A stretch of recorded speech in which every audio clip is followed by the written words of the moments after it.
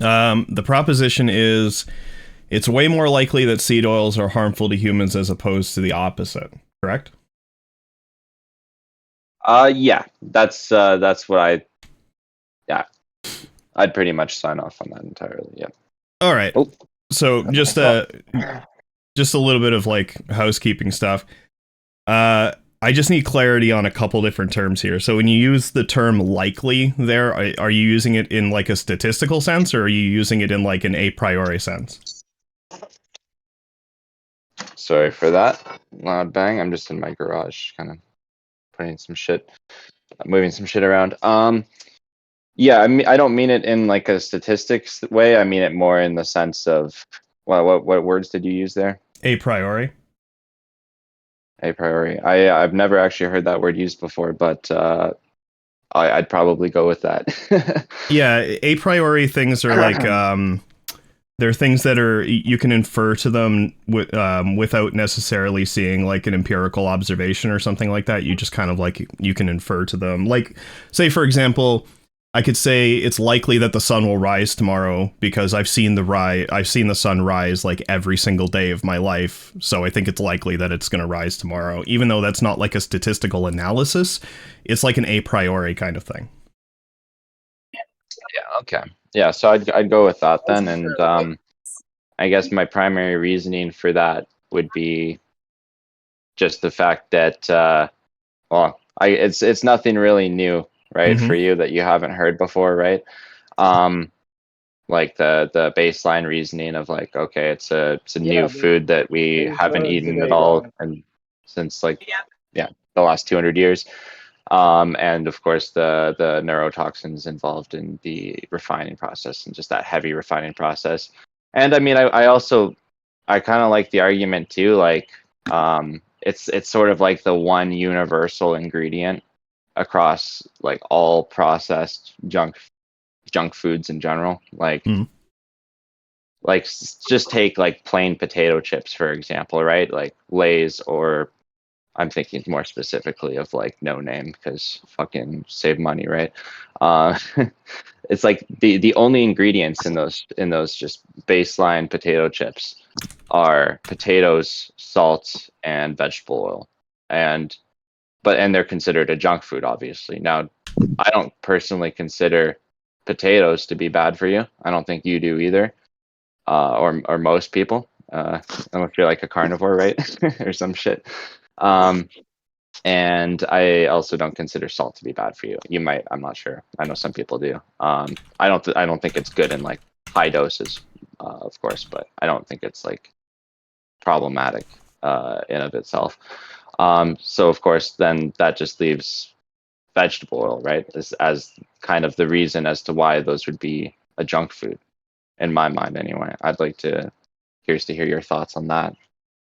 Well, all right. So you said one thing there, like we've only been consuming them for maybe a maximum of like the last 200 years or so. So is it like the Yeah, state? well, I mean that's more in the quantity that we consume them at too. I know there's like some historical precedent for older cultures cold pressing seeds or whatever, and I don't really consider that to be anywhere near like the same extent. And I think also a big portion of it is the industrial refining too.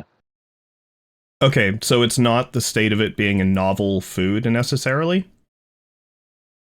It is that, but it's also the whole like refining process. But like I mean, if we were eating like if it was just like cold pressed seed oil in like the most natural way possible to extract it, and we were consuming that in the same I guess quantities as we are today of like of the heavily refined seed oils, I'd still probably think that that's not a good thing. It's probably not a good idea just because it's so new and we haven't had the biological time to fully adapt to that big of a switch, right? Okay, so it is to do with the fact that it's a novel food, right? Because like you're bringing in concepts like adequate time for genetic adaptation to this food being insufficient or something like that. Like there's insufficient time to adapt to it. So it is something to do with the fact that it's novel. Yeah, it would be like one half of it, let's say, or I don't know what the percentages would be, but like, yeah, it would definitely be one pillar of it for sure. Okay, so like one half is like novel food, and then the other half is like what? Um, The uh, the heavily industrial refining process, and also, I mean, I'd also throw in the industrial monocropping too, because like the vast majority of all seed oils are going to be fully GMO'd, sprayed with as much pesticides as the plants are GMO'd to withstand, kind of thing, right? okay, yeah, so 1/3. Um, I don't really need to phrase it like that. All right, so we can do it this way. I guess I don't need that at all. So there's 3 points here. It's a novel food, refining, and it's monocropped. Okay. So I guess we could tackle these like one at a time. Although there is one other point too I want to add as well, and that is just that it's also kind of going off of my own personal experience with having cut them out for a certain length of time. I think it was 3 weeks or so that I kind of had a good streak going. um, and then also the personal experience of others close to me, mainly my girlfriend, girlfriend of 3 years now, who she was like, funnily enough, she's actually vegan, or was vegan. Now she's like pasture raised eggs, but um, she was pretty much against seed oils from like the start. So yeah, she kind of was the one who introduced me to the arguments against it. All right. Actually, so there's like four. But yeah, she. Oh, Okay, sorry. sorry. Go on. I was gonna say there's like 4 pillars here. That's like it's a novel food, it's heavily refined, it's monocropped, and there's some kind of personal experience that weighs into it. Yeah, and I'd make the argument too that like personal experience kind of trumps all, at least for the individual. And I mean, I know people are different, right? Like for example, one individual might have a shellfish allergy, and then another individual, such as yourself, might eat a shit ton of oysters and feel really good doing it. So All yeah, right. like obviously it's not going to be across the board for everyone, but like for an individual though, if like they experience negative effects from seed oils, like myself and my girlfriend have, and it seems like the vast majority of people who actually do try do try cutting them out, do notice benefit, and then reintroducing them causes some kind of ill effect. Like for me, it flares up my eczema. For my girlfriend, it gives her migraines and makes her feel lethargic. And yeah, so and I've heard those anecdotes from plenty of other people too. So it's one of those things where it's like kind of like so because of those things, no amount of studies could convince me that they're good for you, and I think that goes for pretty much everyone else who's kind of experienced those personal experiences. So I'm like blanking on words right now, but yeah, you kind of get the idea of what I'm I trying to think say, right? I think so. So And like my goal with this isn't necessarily to convince you, because you might actually not. I mean, I don't know exactly if you've ever tried cutting them out, or you just might not see any need to. But more so for you to just kind of consider that other perspective of things, like a different yeah, I mean, perspective. just as an aside, during the time in my life where I made like a very solid effort to cut them out, it was commensurate with like the most rapid weight loss, or the most rapid weight gain that I'd ever experienced in my life. So yeah, my anecdote probably runs in the opposite direction. But Interesting. So okay, what I got here is that like it's an a priori argument, and the a priori argument is just like it's more likely in virtue of the fact that it's a novel food that's heavily refined, monocropped, and you have like some personal anecdote that's like weighs in favor of it from your perspective or something like that. So we can just tackle these like one at a time. Okay, so in virtue of what, with it being a novel food, in virtue of what is the likelihood increased? I don't know. Okay, so like no argument for that. I don't have Yeah, Okay. I don't actually have any numbers on these, like, Oh, okay. at Well, all. like, I'm not asking for numbers because you said it wasn't a statistical point. So it was like an a priori point. So, like, what would be the argument that, in virtue of the fact that it's novel, it's more likely to be harmful? Just that if like a species is adapted to a certain diet, a certain uh, like natural foods that they've been eating for a good long while, and then new refined foods are introduced, it just generally doesn't bode well. Like that's like animals in like zoos and stuff, Oh, I see. and Yeah. Okay. I see I mean what you're saying. I'm pretty sure that argument is also true for dogs too, because I mean I know most kibble brands are pretty crappy, and there's plenty of people who swear by um, feeding their dogs natural foods instead. I'm pretty sure there's studies on that too. I mean, I haven't looked into it, but I know people that have like really long living healthy dogs who've had them in the past, who feed them naturally, and then my dogs, my dad's dogs rather, died pretty early for their breed, and even fed kibble like all their lives. So, but uh, but yeah, there's like not enough time to adapt to that change Yeah. essentially. Okay. So, what if I told you that the state of a food being novel actually weighs in favor of it weighs in favor of it being beneficial long term, as opposed to a food to which we are like heavily adapted.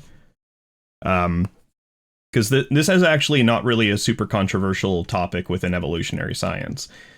So there's a concept known as like antagonistic pleiotropy. So with Yes, antagonist, I have heard that before. yeah. I know that that's an argument you make for like against people who say meat is good for you because we're so heavily adapted to it.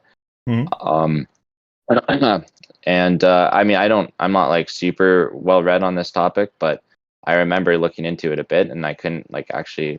And this was actually when I was still kind of like more on the vegan side of things. Like I was like trying to convince myself that meat was bad, and like I couldn't really find anything concretely like saying it's a real thing, a reality thing. I Yeah. can't talk right now.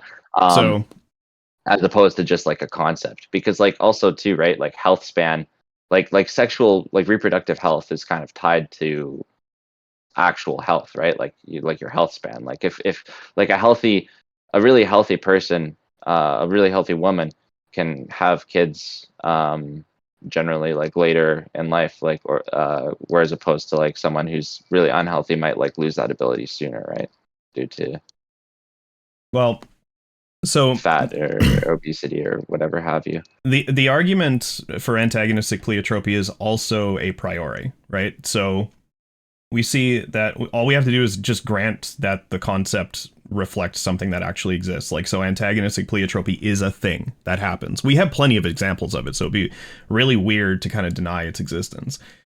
Um, but the thing is Yeah, that maybe I was just not looking at the right stuff. Then it's possible. well, I might have actually just been looking at it in terms of like a human context. Sorry, I'll let you finish. yeah, Go yeah, on. yeah. So the thing is that with antagonistic pleiotropy, you can actually make the argument a priori that it happens more often than it doesn't happen, right? Like adaptations tend to be antagonistically pleiotropic as opposed to not.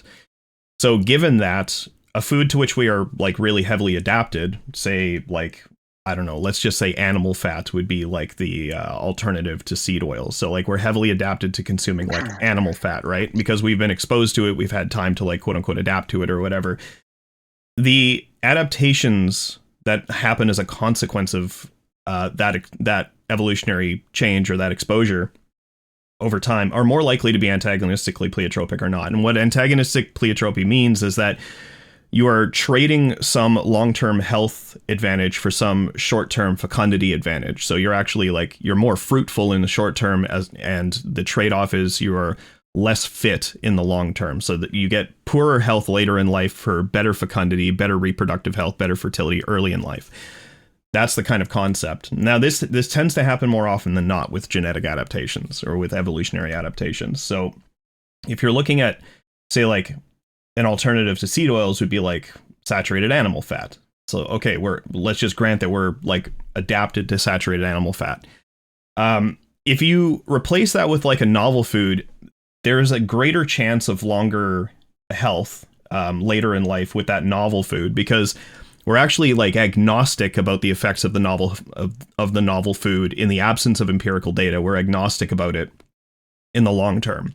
So let's just grant that no studies are going to convince you, like, and we don't care about the long-term health outcome studies like at all, right? So okay, it's a black box. We're agnostic about whether or not it's going to be beneficial for us long term. Now, in the counterfactual case where we have like saturated animal fat instead, we're not actually agnostic. We form the belief that it's less likely to be health promoting in the long term because it's more likely than not to be antagonistically pleiotropic. So the way it cashes out is in the, say, saturated animal fat scenario, or even like the monounsaturated whole food, plant fat scenario, whatever. We're heavily adapted to those things, so that the chances of them being detrimental for long-term health are greater than 50%. Whereas because we're agnostic about the seed oil scenario, it's actually 50-50. So it just wins on basis of like probabilities, and that's inferable a priori.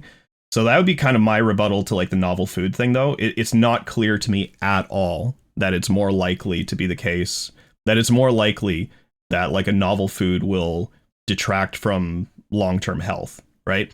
It's actually, it seems pretty clear to me that the opposite is more likely to happen. Okay, well, that's a lot of stuff there. I've actually never heard that argument before. Genuinely. Have you made it before? I mean, I imagine you have, but I've run it a few times and I haven't heard any solid critiques to it yet. like, is this based on any like studies, or like what is the why do you believe that? It's an a priori argument, and I think a priori arguments can be evidence, provided in the absence of a defeater. And so far, I haven't really heard any defeaters to the argument. I mean, I guess my defeater to it would be that I mean, in the last 200 years, chronic disease has kind of really took off, right? And that's when Well, wait, all wait, wait, the wait, wait. nouveau foods. You grant that disease, particularly chronic disease, is like an overdetermined thing, right? Like there's more than one input, right? What reason do we have that seed oils play like some independent role in the development of chronic disease as opposed to any of the other things that have changed over like the last 200 years?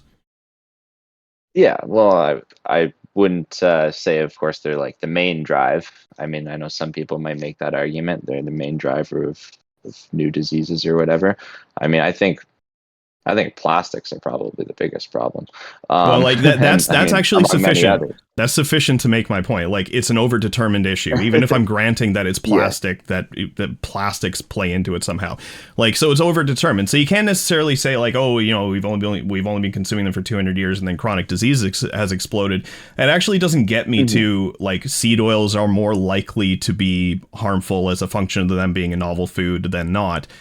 I also, though, I was talking about all the other novel foods. But of course, I guess Well, that makes it you even could worse make for the your same case, by the argument. way. Like, that makes it even worse for your case. That Yeah, doesn't yeah. I mean, improve your position here. I'm not necessarily, yeah, just attacking seed oils with that. I mean, I would also be attacking refined grains and just the amount of sugar that we eat these days compared to Right. 200 So, years prior. like, the chronic disease thing is, like, horribly, horribly, horribly overdetermined, right? Like, there are many, many, many different inputs and variables that play into the culmination of, like, all of the chronic diseases that we experience today. So I'm not convinced that like seed oils are even a contributor. There's so many things that could be May contributing. I ask a question? May I ask a question? A quick one. Uh, Isn't it sure. like Sure. thank you. Isn't it like we have been eating more meat in the past 200 years? Like Well, wait, it's getting more and more accessible. I don't want to go that far off the rails here. maybe Oh, afterward. I believe chicken is the main cause of that stat. Like red meat is more down than it's been in the I mean, like relative to 100 to 200 years ago. But I mean, I haven't looked at like a ton of data to do with that. But I do know chicken got hella popular in the last 200 years compared to what it was before that. Because before people just kept chickens for eggs pretty much. Like they didn't breed chickens for meat, right? Well, let's try to keep it back on track. We can entertain questions like this afterward. So yeah, so the first pillar that you have is like the novel foods, and the argument for that was like we're insufficient time for adaptation. I gave you like a sound or like a deductively valid a priori argument, or there is one in the chat actually. Somebody took it from my blog and just dumped it in the debate text. So yeah, in like the absence of a defeater, it seems very obvious to me that in the absence of empirical data on the subject, we should just infer a priori that the seed oils for long-term health are going to be favored over, any counterfactual to which we are going to be heavily adapted, right? So the adaptation thing isn't a very persuasive argument. If the alternative is something that we're adapted to, we should just favor the novel food for long-term health because it's more likely to be favorable for long-term health. Just a priori. Okay. You didn't really tell me though why you believe that. Like, if you don't mind, can you like elaborate a bit on that? Like, I mean, it's not really important, but why I believe it is just like it's a convincing argument. But like, what I guess you sort of did say the argument, but like, yeah, like what exactly is there any real evidence for it, or is it just kind of like it's just kind of like an hypothesis? It's like a priori, in the same way that mine is. Which are you asking for like a supporting argument for a premise or something? Like as to why you believe that foods that we're more adapted to are more likely to cause earlier death and disease than novel foods. It's just inferable a priori based on the way antagonistic pleiotropy works and how often it actually happens.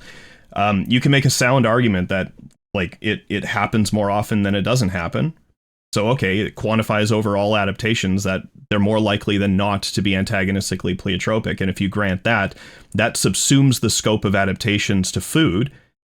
And if we're not adapted to a food, that falls outside that scope. And then the attitude toward it becomes 50-50 in terms of whether or not it's going to be detrimental or positive for long-term health. Whereas with the alternative to which we are adapted, the chances of it being detrimental for long-term health are greater than 50%. Like, that's just the argument. Because the LMAO, the buzzword salad. I'm just reading. Yeah, aren't there more people though who are, kind of getting healthier and reversing, or at least putting into remission chronic illness by eating more natural whole food based diets that more than others, and as opposed to we have the best we have the best data for novel diets, but like, yeah, I can actually just grant that is compatible with everything that I've said. Like, what do you mean though?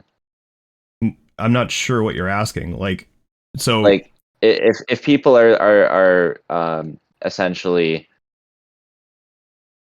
I'm not going to say reversing aging because I think that's kind of a stupid fucking term, but like getting visibly and quantifiably healthier, eating whole food diets, foods that we are very adapted to, and cutting out novel foods, most of which include seed oils, but I mean obviously sugar and all that shit too, but eating the natural foods that we are adapted to, more of that, and then getting healthier, doesn't that kind of just debunk antagonistic pleiotropism?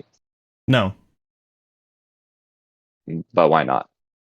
Well, what are you saying, and how does it form a negation of any one of these premises? Like, I'm saying, like, people get healthier by eating more naturally, right? That's like kind of Well, a I'm not even well-established thing, granting, right? I'm not even granting that. I mean, the best data that we have on, say, like even diabetes reversal is like eating some of the most novel diets you could possibly imagine. Like they're literally just meal replacement shakes. Like they're formulated and refined. They have refined sugar. They have refined seed oils. They have refined like dairy protein. They are probably some of the most novel foods that you can possibly come across, and yeah, Really? we have data of them like putting diabetes into remission. So I'm not even granting that like this whole food thing is like uniquely beneficial there. In fact, we don't really have any comparative data, but we do have data on like novel foods putting all sorts of diseases into remission. So like if you just take like margarine, you like we've done this. We take like margarine, you just like impregnate it with like phytosterols, and it just like lowers cholesterol, and it makes us less prone to like heart disease. Um, like novel Less food. prone to heart disease, or just lower cholesterol? I believe, yeah, like less prone to heart disease. There's plenty of data on Because phytosterols and I mean, because I know there's also studies that would show that saturated fat is better than margarine or seed oils or in general or whatever for right. less mortality or whatever. But like that's the thing. That's why I just don't really care about the studies as a whole, because it's just like there's so much conflicting stuff. You can pretty much find a study that supports anything, right? Well, And that's I why mean, I'm more not anything, but this is you know. this is why we do meta-analytic summation. Like this is why we have like statistical tests that test for the in aggregate effects, as opposed to just like looking at the just eyeballing the literature and then throwing your hands up. Like we actually have like statistical methods for figuring out what's more or less likely to be the case. But what happens when the people who do the meta-analysis just pick studies or don't pick as many studies that support or don't support what they want, and pick more studies that do support what they want, and just, because is there a single meta-analysis that's like looking at literally every single thing on its topic that's Well, ever been they published? aim to, like, if you want to if you want to know, like meta-analysis follows like a schema of heuristics whereby a systematic literature search with inclusion exclusion criteria are pre-specified in advance and then run. And I've run this myself. I did it for school. Like I got like 7,000 research papers. I had to deduplicate them. I had to like do an abstract screening. So you screen them by the abstract, and then you do like a full text screening, and then you screen them by the full text, and then you get like this nice aggregated list of studies that meets your goalpost, whatever you specified as. And if you're pre-registered, people can like look at your goalpost and they can like criticize it. And yeah, I mean, it's not like people who do meta-analyses just like haphazardly search on PubMed and just like grab whatever they can find. No, there's like a systematic methodology for doing it. Mm-hmm. But anyway, we're getting like way off track. Like what's the defeater for the argument? Well, I would just cite people that are reversing or putting into remission chronic illness, quote unquote reverse aging or whatever, eating whole food diets, some of which include more meat than others, and yeah, generally eating more naturally according to your ancestors does better. Oh yeah, wasn't there I just this popped into my brain just a second. The guy that went around and like looked at all the different indigenous populations across the world, all having kind of varying diets, but all natural foods, having like good teeth, good health in general, and then when they're introduced to the novel foods of the European colonizers, they get their health kind of Yeah, doesn't do you're too great. referring to Weston A. Price, and like I have no idea like how a reference to Weston A. Price forms the negation of any one of the premises that have been put in the text here by Aaron. So this is my argument for like the position that I rendered for you. It's a deductively valid argument. I just want you to like pick a premise out of this argument and tell me how a reference to Weston A. Price forms the negation of any one of these premises.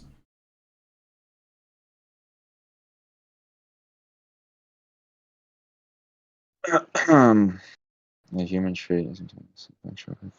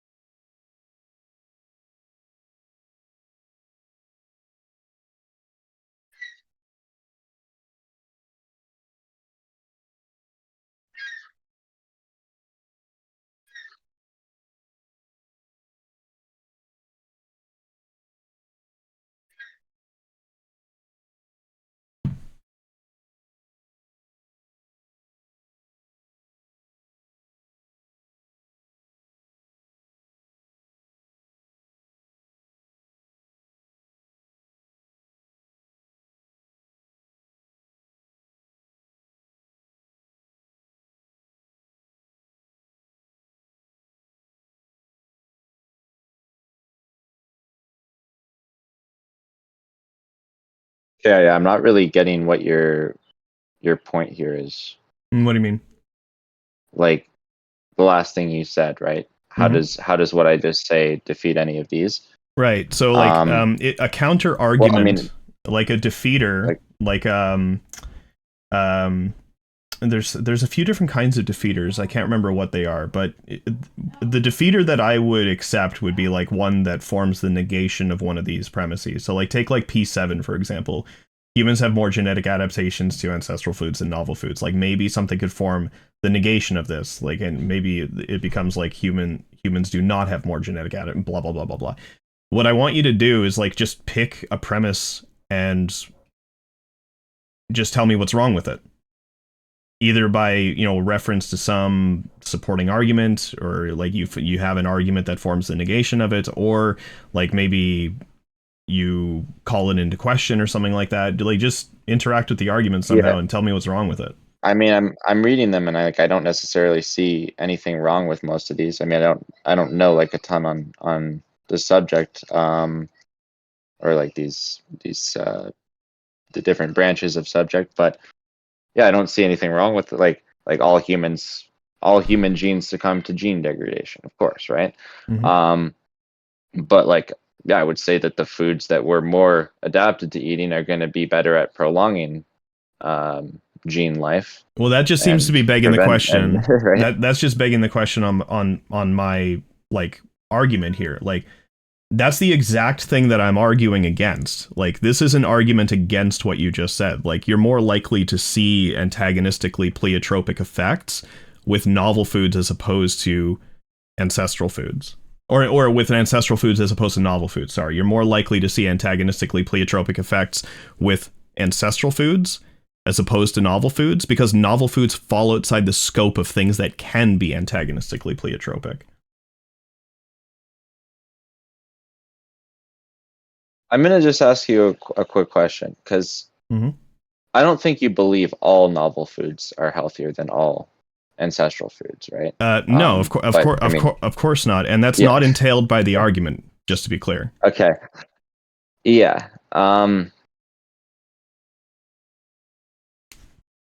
Yeah. I mean, like, if there's, I guess we need better studies on this, because. Well, wait. You said you don't care about the studies. Like we're doing this a priori because, like you say, you don't care about the studies. Yeah. Well, mostly just because heavily flawed as hell. Like we just need a better fucking ways of doing studies, which of course are considered unethical, so they won't be done. But well, wait. When you say heavily flawed, what do you mean? You know, just well, anything that relies on questionnaires, for example. Why does the inclusion of a questionnaire make the methodology flawed? And we don't even need questionnaires. Well, you've heard these arguments a million times, right? Like because people forget, because they're done at they're not done at frequently enough intervals Like it would have to be like every day pretty much, right? Why? Wait, Like why? because most people can't remember what they ate a day or 2 days or 3 days ago, never mind a week ago, never Wait, well, mind. why do you think that's why do you think that's required? This doesn't really like have to do with the argument though at hand, right? Where we're talking about like yeah, novel foods as a whole. And I'm not saying all novel foods are going to be harmful either. I just think most are, and I think it's better to assume harm before assuming So non-harm or benefit. upon what do you Because upon people just draw the people. I just need to stop Sorry, you. Like I please just let me finish. I just okay. really need to finish the sentence. So yeah, like people everywhere who quit junk food, quote unquote junk food, or just processed food in general, novel food. It's kind of all under the same umbrella, right? And eat a whole food based diet.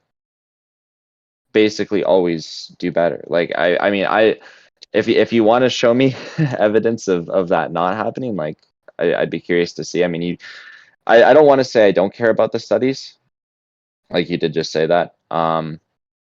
Because I mean, I still think it's important to have studies, but I just don't think they're the most important thing. I think going off of what your body is telling you, and I think it's important to try different stuff too, is the most important. Because Okay. I do think too that all humans are different to some degree in what is the optimal diet for that specific individual. All right, sorry, go ahead. Okay. So we're still on the first point. A novel food, if a food is novel, it's more likely to be harmful than not.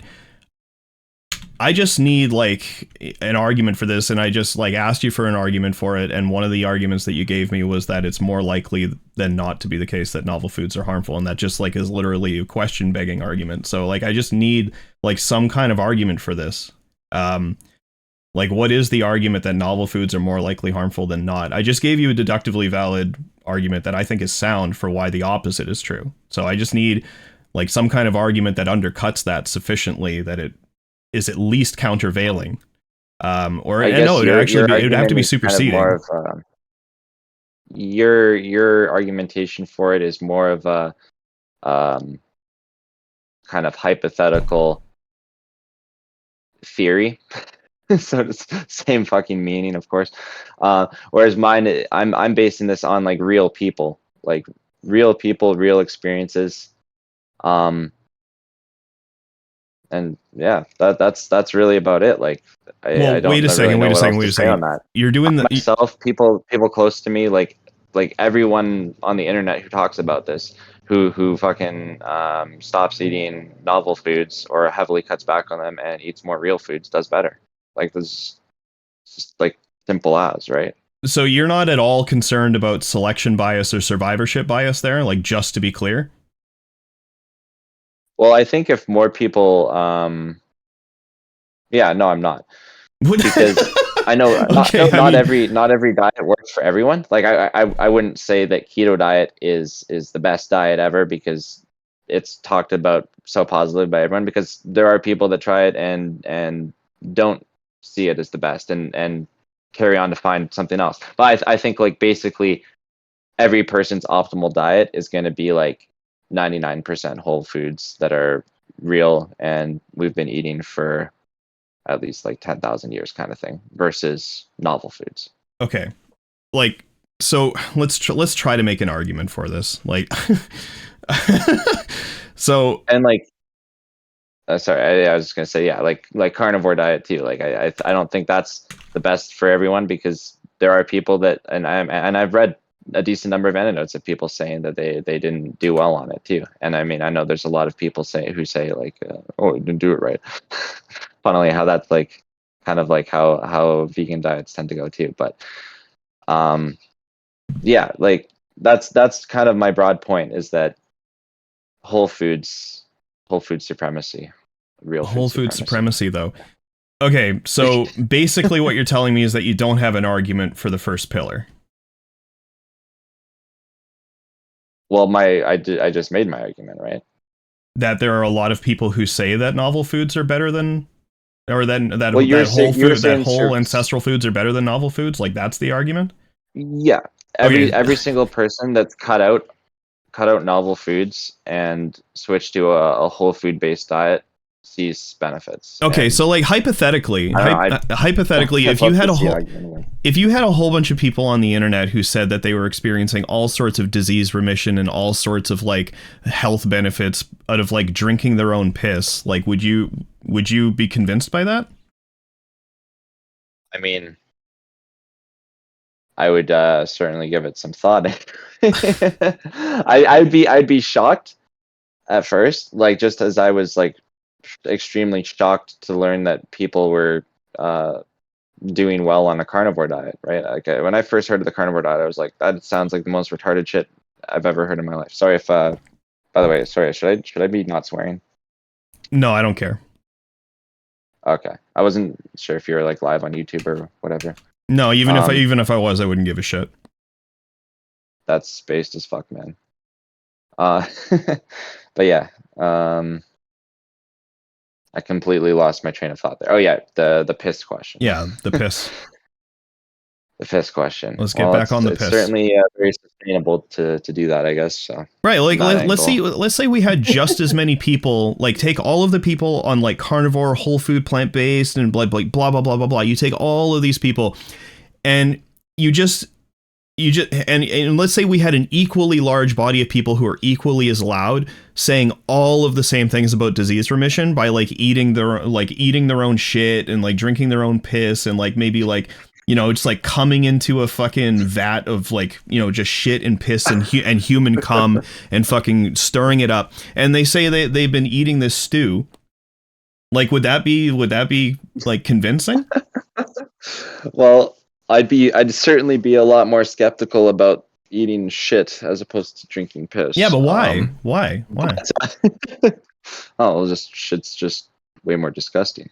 I'm pretty sure that actually is a thing too. Like poo actually has like way more bacteria, like bad bacteria in it than like pee does. But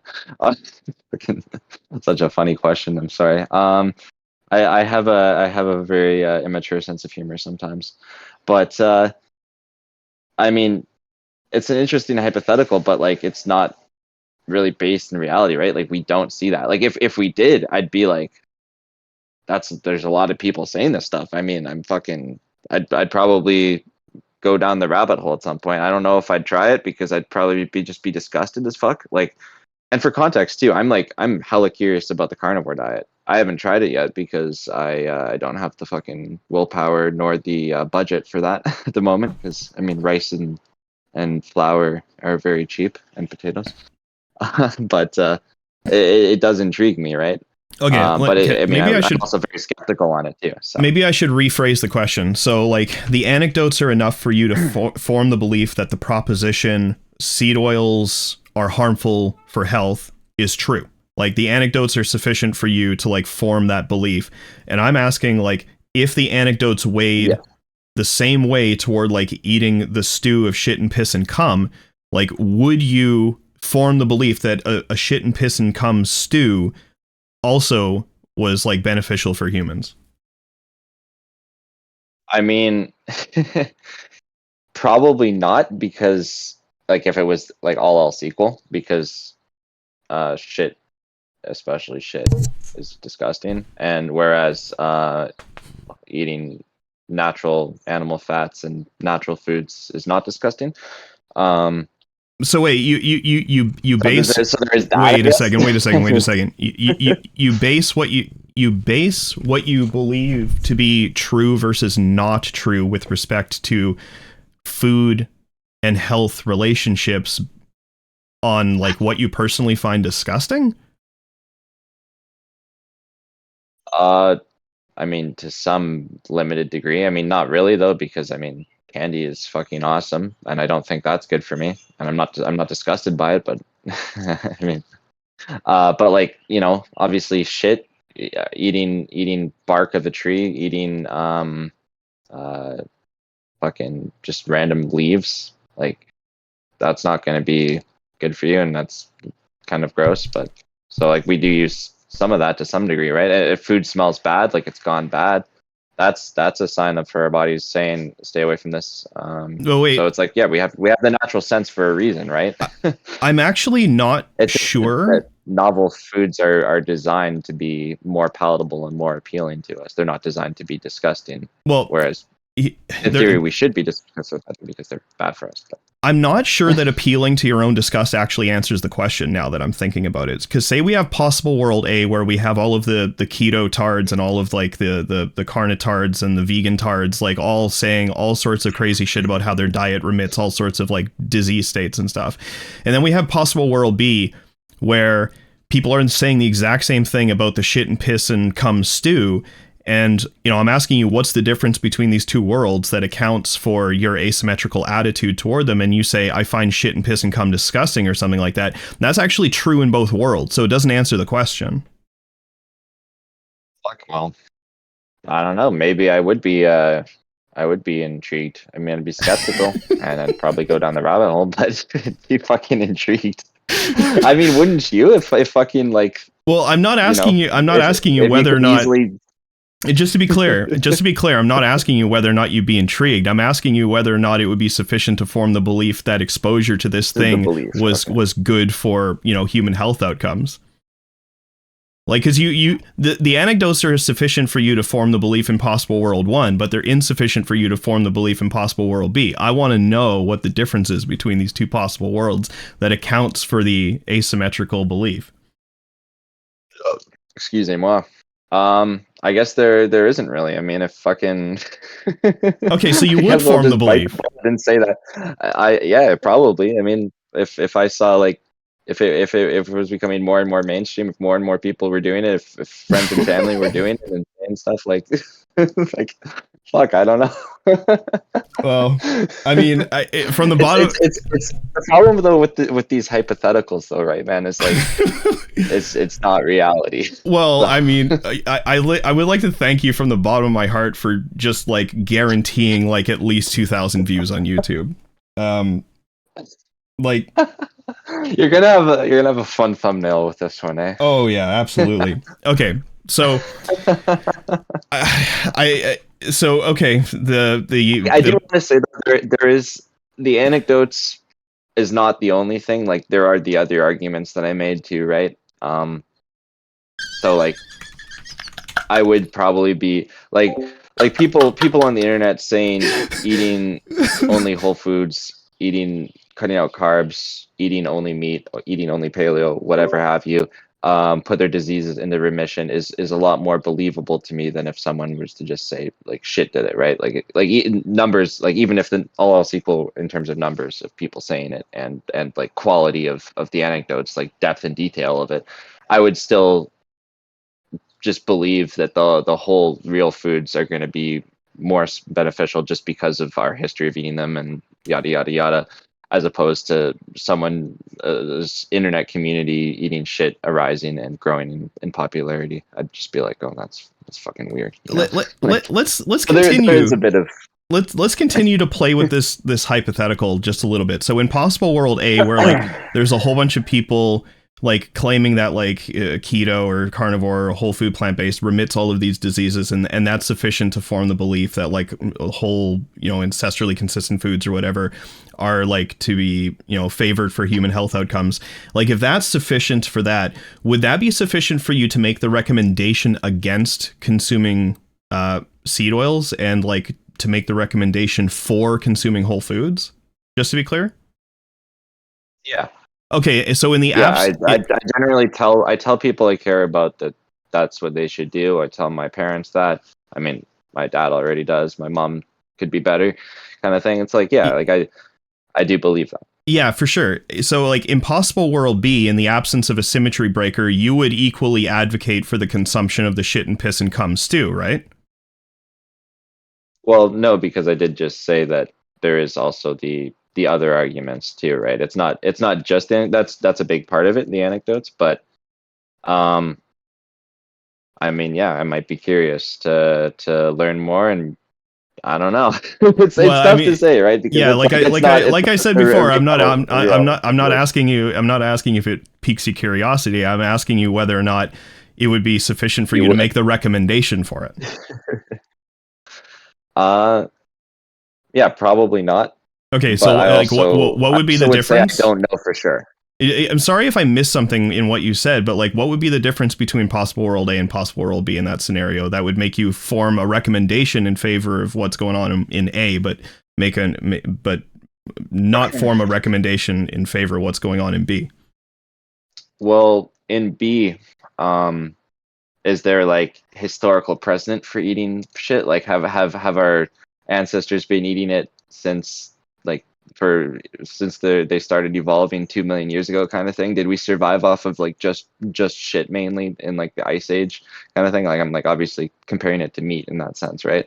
Like, are those true too? Because I guess that might change things too. This is just a wildly different reality. Yeah, it's an all else equal thing. So let's just say, yeah, we have a history of like consuming our own shit and piss and cum, which we do actually. But maybe not to the same degree as Whole Foods, but in terms of like our exposure to them, it's certainly nothing new. Yeah. Well, fuck. I mean, maybe then. Yeah. Shit. Fuck. as crazy as that is. Okay. I mean, especially if I've got, people I know in real life who have, seen benefit, and maybe I try it myself and I see benefit, then fuck it. Who am I to judge shit for being gross if it's so beneficial? I mean, okay. I mean, we could move on to like the next point, which is the refining process. But like, as far as like novel foods go, I can't find like a contradiction on your view, but it's just not a view I would ever take. It seems a little crazy to me. Yeah, I mean, but like you do realize though, right, that like that example is a lot more of an extreme to believe than. Well, I'm just probing for logical consistency. That's all I'm doing. Okay, fair enough. So I try my best. Yeah, refining of foods. Like, so we're on to the next pillar now. Refining of foods. Yes, so exactly. In virtue of what are refined foods more likely to be detrimental for human health than not? Mm-hmm. So I'm not going to say that I think processing inherently makes foods unhealthy, because I don't believe that. Like, obviously putting a bunch of I was gonna say fruit or smoothie. Fruit in a smoothie, whatever. Putting fruit in a blender, blending it up, that's processing. That's not damaging the health value. I wouldn't say. Or like tofu, pressing soybeans into a block or whatever beans. Like, they obviously, though those are processes. I would still consider tofu / a smoothie in a bottle that has natural ingredients to be natural whole foods, essentially. So yeah, just to be clear, then could I get like an accounting of what you mean by refining? Then, if like there's a category and it's not including things like tofu, not including things like smoothies, but there's this other thing that you want to refer to. Like, I'm just not sure what refining even is referring to there. Sure. So I wouldn't say that there's like a super black and white line between it, but more so like, I mean, specifically when it comes to seed oils, I talked about how there's a neurotoxic chemicals, petroleum derivatives used in the refining process to deoxidize it or deodor it or whatever the fuck. I haven't like actually looked into this topic in a while. I mean, I've kind of like made up my mind obviously in the last few months, but I did watch a decent number of videos about how it was made, and I believe you're referring to the doesn't look like great stuff. Yeah, I think that rings a bell. So like, there are other aspects of it too. It's like I saw a video explaining the seed oil manufacturing process, and there's like fucking like 10 steps. It's like kind of nuts. Like a lot of different steps the oil has to go through before it's packaged and on the shelf. So just to be clear, when you say a food is refined, you're specifically saying that it has had neurotoxins added to it? No. Okay, so what do you mean by refined then? That's just like I'm just talking about that specific refining process. I don't think all refined foods are bad. I mean, if we define like pressing tofu into a block, soybeans into a block as tofu as a refinement process, I don't. So I guess I don't consider refining to be the problem, but more so the specific type of refining. And then of course all the factory made foods like Fruit Loops and fucking Twinkies and all of that. I see. However they manufacture sugar and glucose syrup and corn syrup and modified cornstarch and like I don't know, just the big list of red 40, like. Okay, so by refining in this case, like you're just talking about the addition of certain compounds to the food? Yeah, modifying it in a way that strays too far from the natural. Okay, so adding compounds that strays too far from the natural. I mean, that's vague as fuck, but yeah, that is extremely vague. Okay, like I don't know what's meant by too far, because that seems like a normative thing. Like, so I need to like yeah. I need to know like what too far is referring to. I also need to know like what natural is referring to. So like if we take a bunch of fruit and fruit juice and blend it and make a smoothie, we're not adding any external chemical whatever have you to the process, right? We're just using all natural ingredients provided the juice is natural, right? The same could be said for making tofu, right? But then when we do something like make chicken nuggets, as for a non-vegan example, or make vegan chicken nuggets, right? We're starting to add a lot of those. Well, in both of those cases, seed oils and among other things too, right? Like the unnatural preservatives. I imagine the ingredient list for both of those is quite large. Right. So like there's something that I'm still not quite clear on. So like say you take take a bunch of fruit and the refining process of deep frying obviously isn't good either too. I'm sure you agree with that, right? So yeah, I mean like I'm agnostic about like the health value of deep frying, but like we can talk about that later. So like let's say we have like let's say we have like a blender and you're blending up a bunch of fruit. Like what if you add just like beef liver to the smoothie? Does it become like unacceptably refined at that point in time? Yes, because liver is stupid and eating liver is stupid. Okay. Well, I mean that seems kind of weird. Let me just get a different example. It really grosses me out. Let me get a different example so that I can, keep it on track and not go on a tangent. So, like, let's just say we have a blender, eggs, and okay, yeah, let's say we add eggs to the blueberry smoothie. Like, does it become unacceptably refined at that point? No, because you're adding a natural food to okay, so you're adding a natural food. Yeah, like I mean, it's like ingredients that you wouldn't ever eat amalgamated together in nature, but you might eat them side by side, and there wouldn't be any issue with that. So why would there be any issue with mixing them together, right? Okay, so just to be clear, just so I can really like kind of nail down like what it is that you're trying to get at.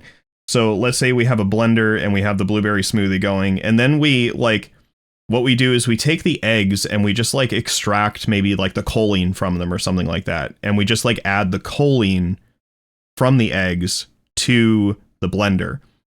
The total amount of choline that would be happening, whether or not it was the eggs or the choline, is the same, But in one scenario, you're not adding eggs, you're adding the choline from the eggs. Like, would that be unacceptably refined? No. Okay.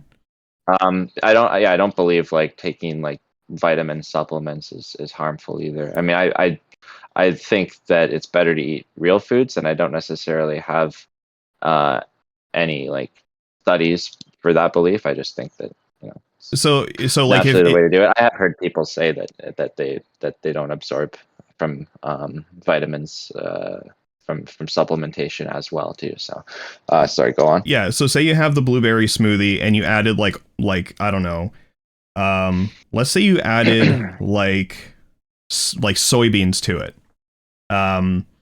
Like would that be unacceptably refined? No. Okay, so like what if Same position as the egg. Okay, cool. So like what if we just like extracted the oil from the soybeans and added it? So it was the same amount of soybean oil that was in the smoothie in both cases, right? But the only difference is when in one scenario it's missing the soybeans, you just get the oil. Like, is that unacceptably refined? Or I guess I'd ask how the soybean oil was refined, the actual oil itself. If it's wait, like, you didn't ask I don't that actually about know the how they. you didn't ask that about the egg though. You didn't ask like, oh, well, how was the choline extracted from the egg? But now suddenly you're concerned with how the soybean oil was extracted from the soybeans. Well, shit, man, that's a good point. Actually, maybe I should be more concerned about about how they extract nutrients for supplementation. I actually had never really given it too much thought before, so thanks for that. So just to be clear, I mean, I don't know. I don't know anything about that, about how it's done. So, but I just know that from the videos and the evidence that I saw from how seed oils are manufactured, which includes soybean oil generally, it's just not a good practice. But like if it's like cold pressed, like I don't know if how much historical presence there is for this for soybean oil.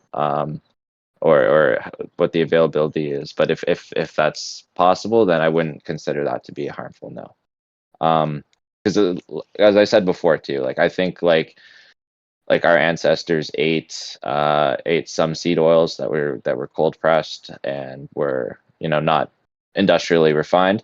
I don't think that those were an issue, and especially not in the quantities that they were eating them historically. And then in this example of adding it to the smoothie, you're talking about adding the equivalent amount of soybean oil that would have been in that tofu, right? Which would be pretty small, I'd say. So yeah, I don't think that would have a detrimental effect. Okay, so it wouldn't be unacceptably refined to have like the soybean oil in there. But like if it went through the process that soybean oil typically goes through, it would be unacceptably refined. So it just has something to do with like the manufacturing process. Like the refining, like it's something specific to the refining process of seed oils that like might not be true of the choline. Yeah, it might be true of the choline. I actually don't know. I feel like I should look into that now. But and then also the quantity too, because that would be like this eating the same amount that would have been in whatever soybean / tofu you would have been adding, which would have been pretty negligible, right? Because obviously they have to take a lot of them to get any significant amount of oil. Same with like any seed oil, right? Well, I mean, like with a handful of soybeans, you'll probably get like at least like 7 grams of fat out of them or something like that. But anyway, okay, so it is something to do with what happens to the seed oils like in the factory, right? So, what is that thing? You said they add like a neurotoxin? Yeah, and like if you want, I can try and find like the actual videos that I saw. Chances are good that I've seen them. Like, don't worry. Chances are good I've seen them. I remember there's a guy on No Lab Coat Required who did a pretty long and like in-depth video about them. I think that was the most recent one I saw. And yeah, he talked about the refining process and all that too. That guy's an idiot. He seems like a nice guy. Um, yeah. So that still doesn't like tell me like what about the refining process is so problematic. Well, the neurotoxins that are used, right? That's Um, what I specifically said. I'd have to. I probably should have brushed up on it again, but I didn't. So here we are. But from my understanding, there is like a few different potentially problematic steps. Oh yeah, and also I swear I just looked this up the other day too. Like when you heat these oils up to a certain temperature, they become trans fats, mm-hmm. and you would agree that trans fats aren't good for you, right? It depends on the level of intake. There's a lower threshold of intake where like they don't seem to have that much of a detrimental effect on the human body. Okay, yeah, that's generally how it goes, I guess, for most things. But yeah, so it's like they're heating them up to these super hot temperatures and yeah, oxidizing them, causing them to become trans fats. Well, in the refining process, they don't get oxidized in the refining process. I don't even think that's possible.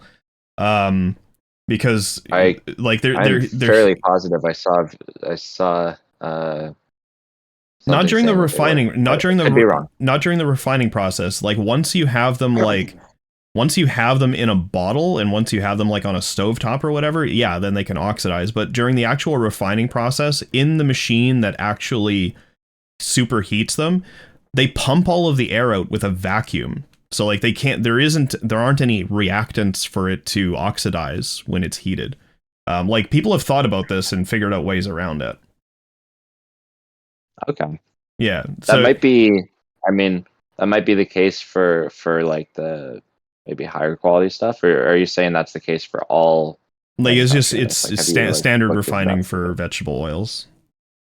Because Okay. it's standard refining for any oil that needs to be like deodorized, but also has like a high polyunsaturated fat percentage. Like yeah, they vacuum pump all of the air out of the vessel before they superheat it to 500 degrees. I think it's like 400 to 500 degrees or something like that.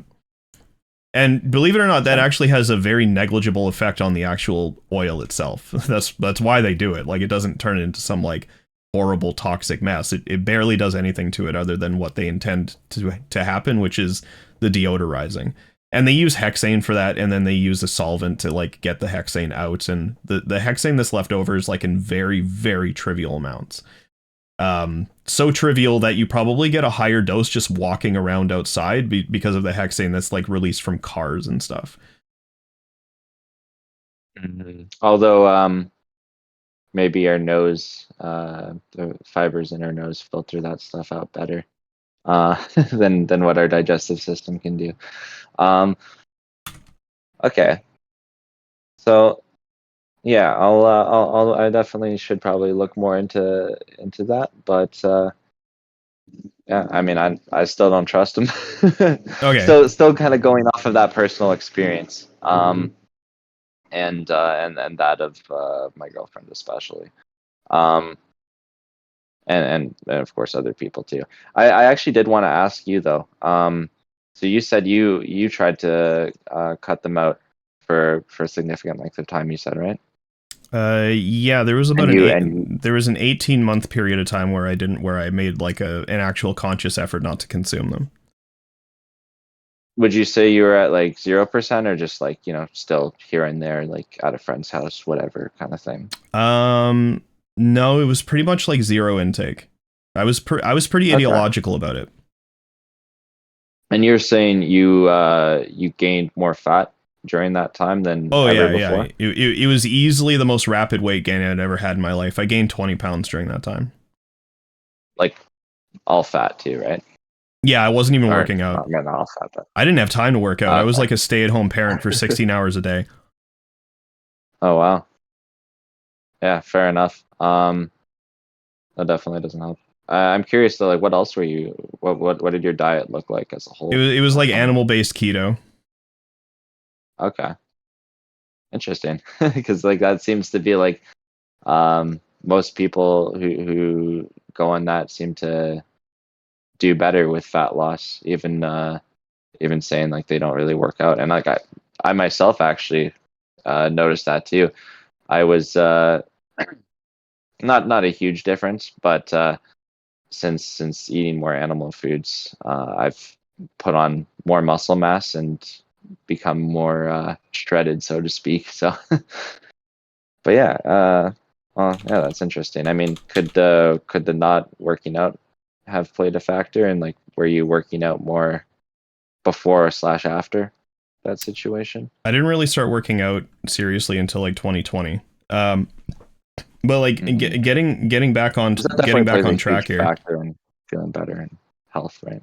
So with respect to like the refining point, would you say now, because you said you needed to look into it, that like refining, the type of refining process that's used, like isn't necessarily a pillar here anymore? Like you said you need to look into it like a little bit more.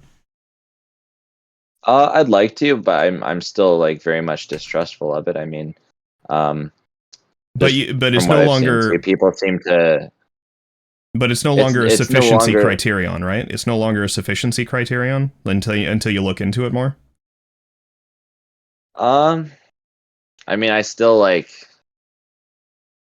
I would still very much trust cold pressed oil as opposed to that. So I don't know. I mean, not really, I guess. Okay. Like it's just more of like a like I'm taking you at your word, right? But like I mean, I know that you're also maybe a little biased in this camp. Since you've been on it for a while, and it's kind of like you're kind of like the quintessential seed oil defender on Twitter these days, it seems.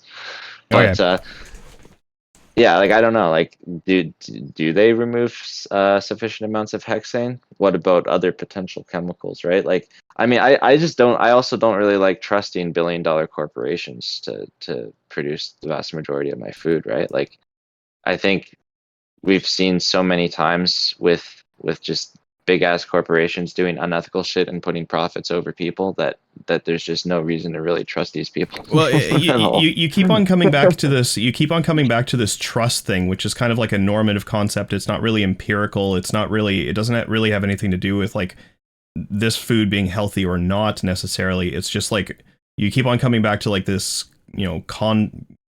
personal confidence thing. It like is the thing that you're trying to defend here just that like you personally don't trust seed oils? Like is that because I was under the Well, impression I that you mean, were trying to defend something different. Like are you just trying to say well, like you don't trust them? I mean, I also trying to argue that like other people shouldn't trust them, like that it's more likely that they're harmful than not, Okay, right? so I'm we are not okay, I'm not so we trying to are argue still in that empirical land. definitively they're not. Yeah, I'm not trying to like say that they're definitively harmful because I wouldn't say that I have like sufficient evidence to make that claim. I mean, at least not for like every single human being that exists, but I mean, I guess I would say that for myself and for other people that have experienced benefit from cutting them out. Then yeah, I would say that. But yeah, I mean, I think there might be some unknown factors at play too, just because of the nature of how profits for billion-dollar corporations work, right? I see. Would you want to go on to the fourth or the third pillar here, which is monocropped, like they're monocropped? Sure. Yeah, and then that I would just add to the harmful chemicals that might already be present from the refining process. That there's the harmful chemicals from the yeah, from the farming process. And of course, I don't think that they're the only or even the main thing in our diet that is uh, contaminated with pesticides, so to speak. I mean, maybe the main thing in some people's diet, but like refined grains and sugar and factory farmed meat and fucking a lot of things have this issue. So yeah, Okay, so what? I don't necessarily think those things are great either. So Okay, so what sorry if I missed something there, but like, what is it about being monocropped that makes a food produced from the monocropping more harmful than not? So there's the chemicals that are sprayed. As that would be the primary thing I'd say. But then also, I mean, maybe too, like less nutrients in the produce. Like for example, right? We know we had much greater amounts and greater quality of topsoil 100 years ago, 200 years ago, and that produced more nutritious produce. Like we know that produce as a whole, the nutrition content has gone down in to what it is like right now today. Um, so there's also like a bit of a lack of nutrients, and lack of nutrients make it harder for the body to process toxins. At least that's my understanding of it. So um, there's kind of like a whole bunch of issues surrounding that, I guess. Okay. And then yeah, I don't think seed oils and the food that they're in is generally very nutritious to begin with. So. Okay, so I'm just trying to relate these things to like monocropped agriculture, right? So chemical like pesticides sprayed, pesticides, etc. Then fewer nutrients. Like so, you hold the view that like basically more nutrients, more better, and if fewer nutrients, like then harmful. Yeah, for good nutrients anyway. For good nutrient, well okay. I mean, I guess higher anti-nutrients would be worse, but I guess that's what cooking and stuff's for, right? By good nutrients, you just mean essential nutrients. Yeah, and maybe stuff that that wouldn't be considered essential, like carnitine or creatine, whatever have you. You know. Okay, it means essential and non-essential nutrients. All right. Stuff that we know is good for you, but not stuff that we know is bad for you, like you know. I just love that. It's Like, like what's the thing? What's the thing in beans? It's like, what do you mean by What? good for you? Or like, what do you mean by good? It's like, oh, just the things that are good for you. Like, okay, but I'll just okay means essential and non-essential nutrients. Yeah, that's fine. That's clear as it is. Okay, so if a food like has fewer of these things, like, is there like some kind of threshold? Because like if a food has fewer of these things, then it's harmful. I wouldn't say that. Like I'd say that Okay. strawberries today are still healthy. So long as, I mean, should probably wash them because I think they're one of the most pesticide laden foods. So probably wash them good. But I'd say that organic strawberries grown in someone's permaculture based as permaculture setup, you know, with really healthy soil, are going to be like way better for you than monocrop strawberries that are sprayed with pesticides and have less nutrients also because the soil quality is much worse, if that makes sense. Right. So like the proposition that you're having that you're defending here is that like seed oils are more likely to be harmful than not because of monocropped agriculture. And like if you were to make seed oil with like, well, I think organic seed oil is healthier than not organic. Just one thing. So it's like seed oils are more likely to be harmful than not in virtue of monocropped agriculture because there are fewer nutrients when there's monocropped agriculture. So now what I'm trying to figure out is like how fewer nutrients And plays into the harmful versus more anti-nutrients, more toxins in the form of pesticides and. Well, that's we'll address them one at a time. Like, so right now I'm focusing on the nutrients point. So I'm just trying to figure out like if a food has fewer nutrients, like I'm just trying to figure out how that makes it harmful. Because you'll grant that I don't think that makes it harmful. I just think it makes it less good. Okay, so like then that wouldn't be evidence for the prop then. Like at least not the nutrients point would not be evidence for the proposition because we're not talking about like just being less good. Yeah, like you're trying to defend something being harmful here. Yeah, okay, that's fair. I mean, I think there's like a huge spectrum of health versus unhealthy foods.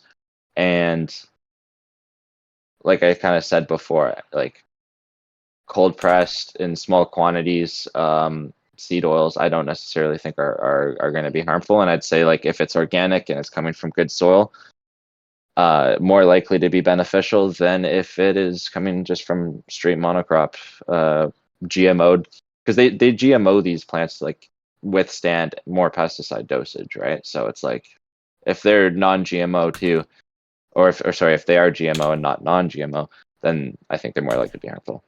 Okay, so we can take these one at a time. So the sprayed chemicals, like the pesticide residues that are on them, what reason do you have to believe that these? What reason do you have to believe that these pesticide residues cause the seed oils to be harmful?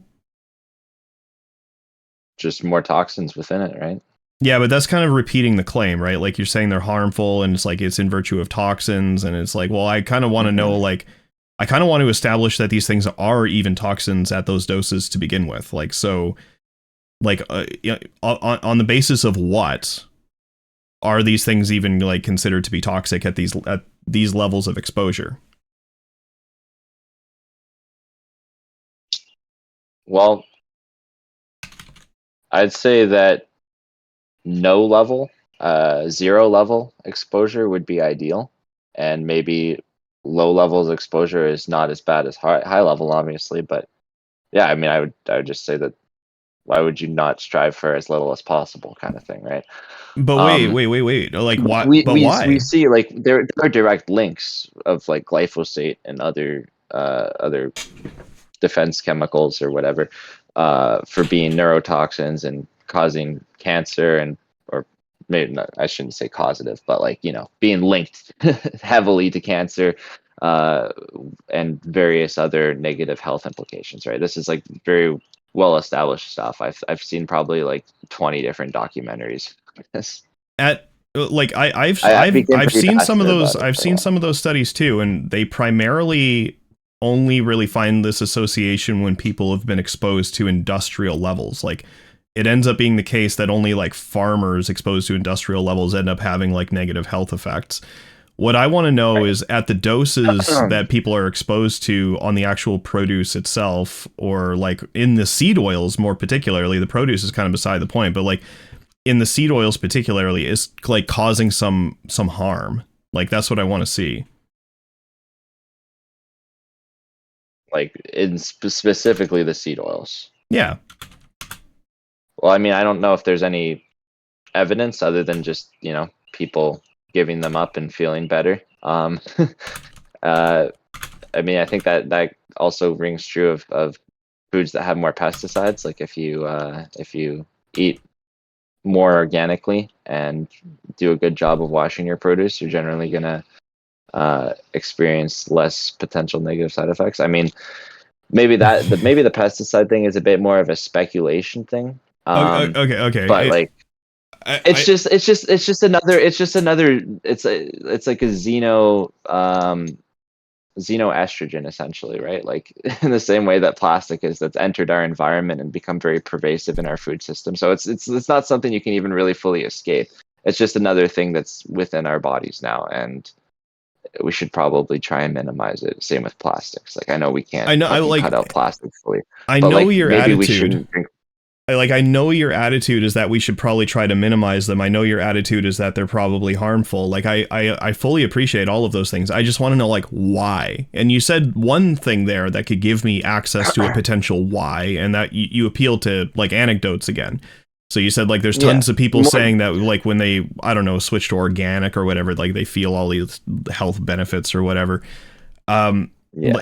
Okay, so like we're back to possible world A and possible world B. Like, let's say that there's like say there's a whole bunch of people out there saying that they, instead of in possible world A, we have a whole bunch of people who like cut out like monocropped agriculture. Inverse, right? Yeah, it's like they cut out monocropped agriculture. They only eat organic, and it's like, oh, I have all these health benefits because the pesticides are gone. And in possible world B, you have a bunch of people eating the shit, piss, and comes too. I thought you were just gonna say people chugging glyphosate and feeling better. Oh no. We're back to You could say that anecdote too, land. that'd be interesting. Yeah, we're back to anecdote land. So like, would that be sufficient for you to form the belief that like the shit and piss and cum stew is like good for us in the same way like favoring organic foods is good for us? All else equal, just based on the anecdotes. Well, not fully, because there's other factors at play. Same for the other thing, right? Just the belief that adhering to a more natural lifestyle is going to be more beneficial. But I'll give you the same answer as I did before, and yeah, probably I probably would. I would at least want to try it for myself, maybe, if I saw so many people saying Okay. positive anecdotes about eating shit and yada yada. Okay. You get the idea. So especially if people I know in real life were experiencing that. okay, I think I got everything I need from that. We can move on to the GMO point.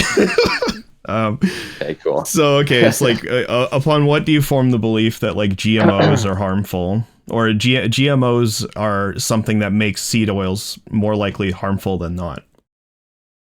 So I don't think GMOing food, genetically modifying a plant in of itself, is harmful. I mean, maybe if you're completely like you're modifying it to have bad stuff in it or whatever, I don't know. But like the problem with that is that they modify them, they genetically modify them to be able to withstand more pesticides, more chemicals. Okay, so it's not the genetic modification; it's So just the fact that it essentially, it just facilitates more means chemicals. exactly, yeah. So Oh, like okay. non-GMO or organic is going to be less pesticide because the plants haven't been genetically altered to withstand extra doses for higher yields. I see. So it just goes back into like the sprayed toxic chemical thing. So it's like, okay. Exactly. I'm not someone who's just, I know there's probably people who are just like, oh, GMO equals bad just because genetically modifying is bad or whatever. And I'm not like someone like that. Yeah, okay. So I think I'm not that crazy. So I think because that feeds into that point, I think we might actually be done. I wasn't able to like extract a contradiction out of your review. I wasn't able to like really necessarily offer like a defeater for your review. But I think your view is insane. I think your view is like absolutely batshit crazy, but I think some of your views are also kind of crazy, but yeah. I'm not sure where to go from here. I mean, well, maybe we could try and find some common ground ethically in terms of seed oils, because I would make the argument that we should have less monocrops and less less of topsoil destruction, environment destruction. And it's something my girlfriend agrees with too. Like, she's like, I told you, she's not vegan really because she eats pasture raised eggs, but she still kind of thinks in the vegan mindset, and she agrees with this too, where it's like the environmental destructive nature, and like the fact too that it's kind of like the other side of the coin for factory farm animal feed, right? They like press the oil and then the leftover is feed for factory farmed animals. So yeah, wouldn't you say ethically, like, it would be more vegan to abstain from these oils and factory made foods in general, and just try and eat like local sustainable permaculture food as much as one can afford, as much as one's ability, practicability can achieve? well, just off the hop, like I don't actually adhere to the standard definition of veganism. I like the Vegan Society's definition. I think is really cringe, and I don't really subscribe to it at all. I have my own definition for veganism. But even under the standard definition, it's not clear to me how like monocropped agriculture or abstaining from seed oils is more compatible than not, or like um, consuming seed oils like forms some performative contradiction on the old or on the vegan society's definition of veganism. Like I'm not entirely sure what kind of like argument you're trying to make. Largely, eating seed oils is kind of just unnecessary, and um, you can make the argument too that like all the common foods that have them, like the unifying junk food ingredient, are all they're all designed right to not make you feel full and have you keep eating and stuff. So they directly lead to overconsumption, and they're nutrient they're more nutrient devoid than whole foods too, generally speaking. I mean, you brought up meal replacement shakes earlier. I mean, it doesn't necessarily apply to that, but like potato chips, right? Or Twinkies, you know, I those are unnecessary sensory pleasures that whose ingredients involve monocropping and harming animals. So it would be more vegan in my eyes to abstain from those. And yeah, I mean, do you remember our last conversation about this stuff? I don't actually. Oh, okay, it was time ago. It was like maybe close to a year ago or something. But yeah, I was the vegan is a spectrum guy. Trying to argue that yeah, that crop deaths should be attempted to be minimized if one wants to believe they're a vegan. So Oh, okay, yeah. My view on that is like even under the classical vegan society definition of veganism, it's not clear how having monocrop agriculture leads to more animal suffering than not having it, unless the alternative is like a parking lot or something. oh right, because you see natural spaces as being problematic, right? Well, I forgot about that. especially if natural space comes about as some kind of opportunity cost that humans had control over, right? So like we have like the cropland, and all of a sudden we decide, you know what, fuck this cropland. We don't want to be culpable for these deaths anymore. We're going to replace it with what used to be here, and we rewild the space. And we choose to do that. Maybe there's more death on the rewilded space. Yeah, I mean, I believe that environment should kind of come first in terms of these discussions. So like I wouldn't. I also don't believe that animals in the wild should really be something we should be concerned about. So I don't believe that. I think like yeah, it would be better to have more biodiversity rather than less, even if it means more animals suffering in the wild, because it's better for the environment and it's better for human happiness too, actually, right? Like, So like I yeah, mean, but do you, that's all Nick, that do you like, do you ever go on hikes in the woods? very rarely. Oh, well, you should do it more. It's fucking based. I mean, Especially with a joint or something. I try to limit my exposure to like fucking the the horribleness of nature. But I But you would even agree though that it's broadly like natural biodiverse spaces are associated with better mental health for people who are going in them. Whereas like if you're like, you know, just in suburban hell or fucking yeah, urban hell. I'm not convinced of that. Like I'm convinced that like exposure to like green plants and whatnot has been like associated with like positive you know, mental states and whatnot, or like it increases people's hedonic set point by a little bit. I can grant that stuff, but I have no reason to believe that like hikes are uniquely beneficial there. I haven't seen any data on like on natural hikes versus like arboretum hikes or like conservatory hikes or any of these other things where like pieces of nature have been artificially recreated. I haven't seen any data on that. I'm kind of agnostic about it. But anyway, it's not clear to me how on even on the like the vegan society's definition of veganism, how like abstaining from seed oils is more compatible with it. Like I'm still very unclear about this because the vegan Well, I would just society say that if you could replace it with like regenerative permaculture, it would just be less harm we're causing the environment and less harm we're directly causing to animals, not well, excluding I don't. animal on animal violence. That would be my position on that. Let me get the Vegan Like, Society's definition up. Hey, are we going should on do the our Vegan best to Society's support. definition?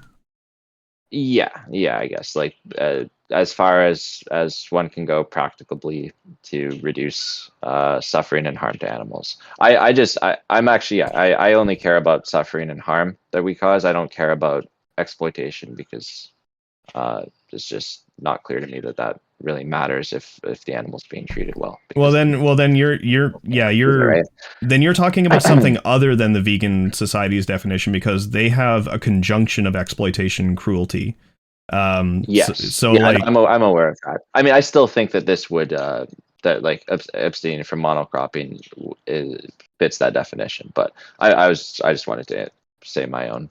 so wait. So you wouldn't consider it like, let's say let's get rid of the monocropped agriculture, which say kills like 400 animals per year. Let's just put, it doesn't matter what the actual number is, but like, let's say the monocrop agriculture space that we have kills like 400 animals a year, and they're like, you know, suffering or whatever.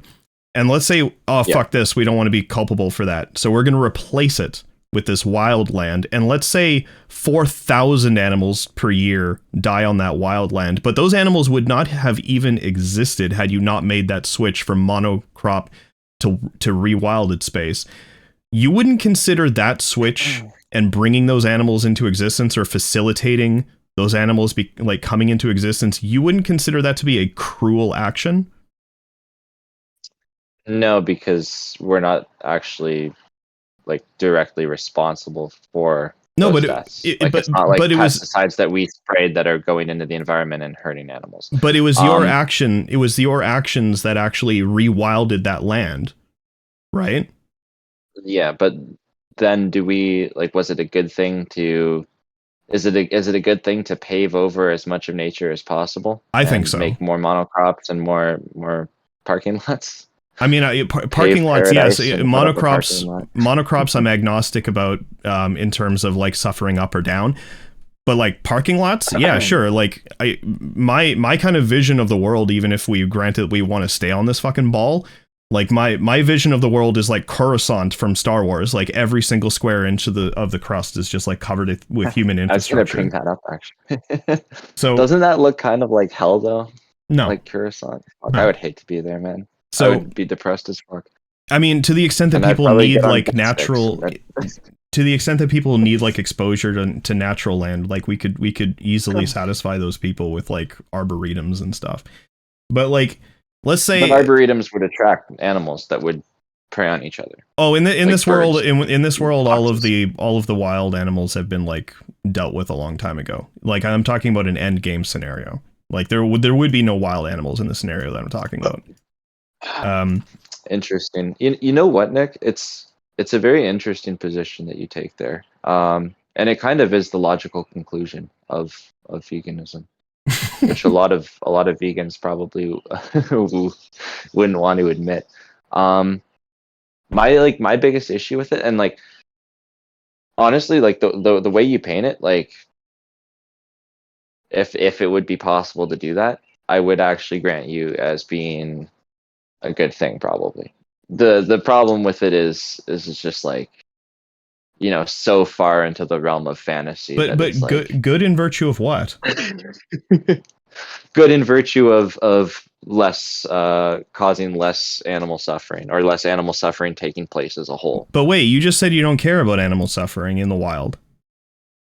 Well, that's right now, and that's because I view the wild nature as a good thing. Like I'm assuming you're hypothetical, right? Like this world, it would involve like we'd be producing all of our own oxygen and having like a perfect balance of that, and not, you know, global warming not being a thing, kind of thing, right? Like having solved those issues, kind of thing, right? Well, my vision there is just based on like the number of the number of like conscious minds experiencing suffering as opposed to well-being being lower. Like that's my goal. But yeah, anyway, like I want to get maximize well-being and minimize suffering, right? I want to get back. Right? I want to get back to what we were talking about. Like, so we have the Vegan Society's definition here. I want to know like how having monocropped agriculture somehow is incompatible with this, because it's not clear to me. And you said that, you know, because I'm trying to make the case that I think it would be the case that you know, having monocropped agriculture might actually be more compatible with this definition if it could be empirically demonstrated that you know, it entails less cruelty. But you said that you would not consider like bringing about, you know, a circumstance where like an order of magnitude more animals are suffering to not be cruel. Like it wouldn't be cruel to help facilitate a circumstance where like an order of magnitude more animals are suffering. I don't understand that. That seems a little crazy to me. So like, if there's a perfect scenario where we can solve climate crisis and, you know, have like a perfectly balanced environment and also eliminate nature and or at least preying animals preying upon each other, then that would be a good thing. Okay. But I don't see that as being a possible thing, at least nowhere within our lifetimes, or or anywhere probably in the next thousands, who knows how long, right? So, it's just kind of like, it's one of those things where it's like we don't even have peace in the Middle East, so like how can we, why should we even be talking about this kind of thing, so right? hypothetically, if we rewilded some land and like an order of magnitude more animals suffered as a consequence, you said that was bad, and I don't know what bad is meant to mean. Because it's bad for the environment. To rewild the land? Because it's good for the environment to rewild the land. It's bad for the environment. It would be bad for the environment to pave over the entire Amazon fucking rainforest. And okay, but I'm just talking about like scenario A versus scenario B. In scenario A, we have a monocrop that kills 400 animals a year. In scenario B, we have a rewilded land that kills 4,000. Let's just say that we understand that that's the relationship there.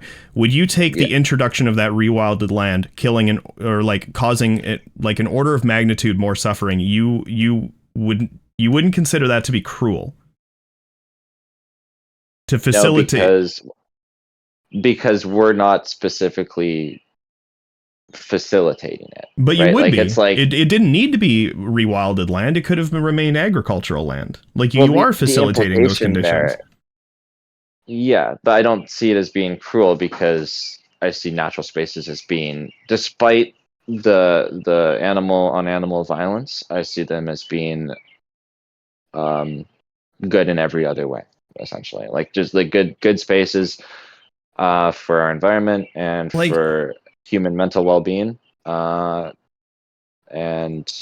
I just don't understand the position. I don't know what else to say. I mean, I guess I could also make this argument too. Like, if we do stuff that is worse for the environment and worsen climate crisis, that will also facilitate more animals dying. So, like, let me just get clear on something. So, bringing about a state of affairs wherein something that we're not directly causing causes suffering, under those conditions it's not considered cruel, right? Like merely facilitating the conditions, but you not being directly responsible for the harm, or directly causing the harm, I should say, that does not qualify as cruel in your view, right? Yeah, I'd say so. Yeah. Okay, so like cruel is more like direct action, like direct, abusing. But like also though, like can I go somewhere with that? Just for a second. Sure. Let's say that you break into an orphanage and steal 400 babies and just deposit them in the woods and then leave. That's not cruel? Just deposit them in the woods. Yeah, it would be cruel because. But wait. That's a contradiction. Because I actually you're facilitating the circumstances, but you're not directly causing any harm.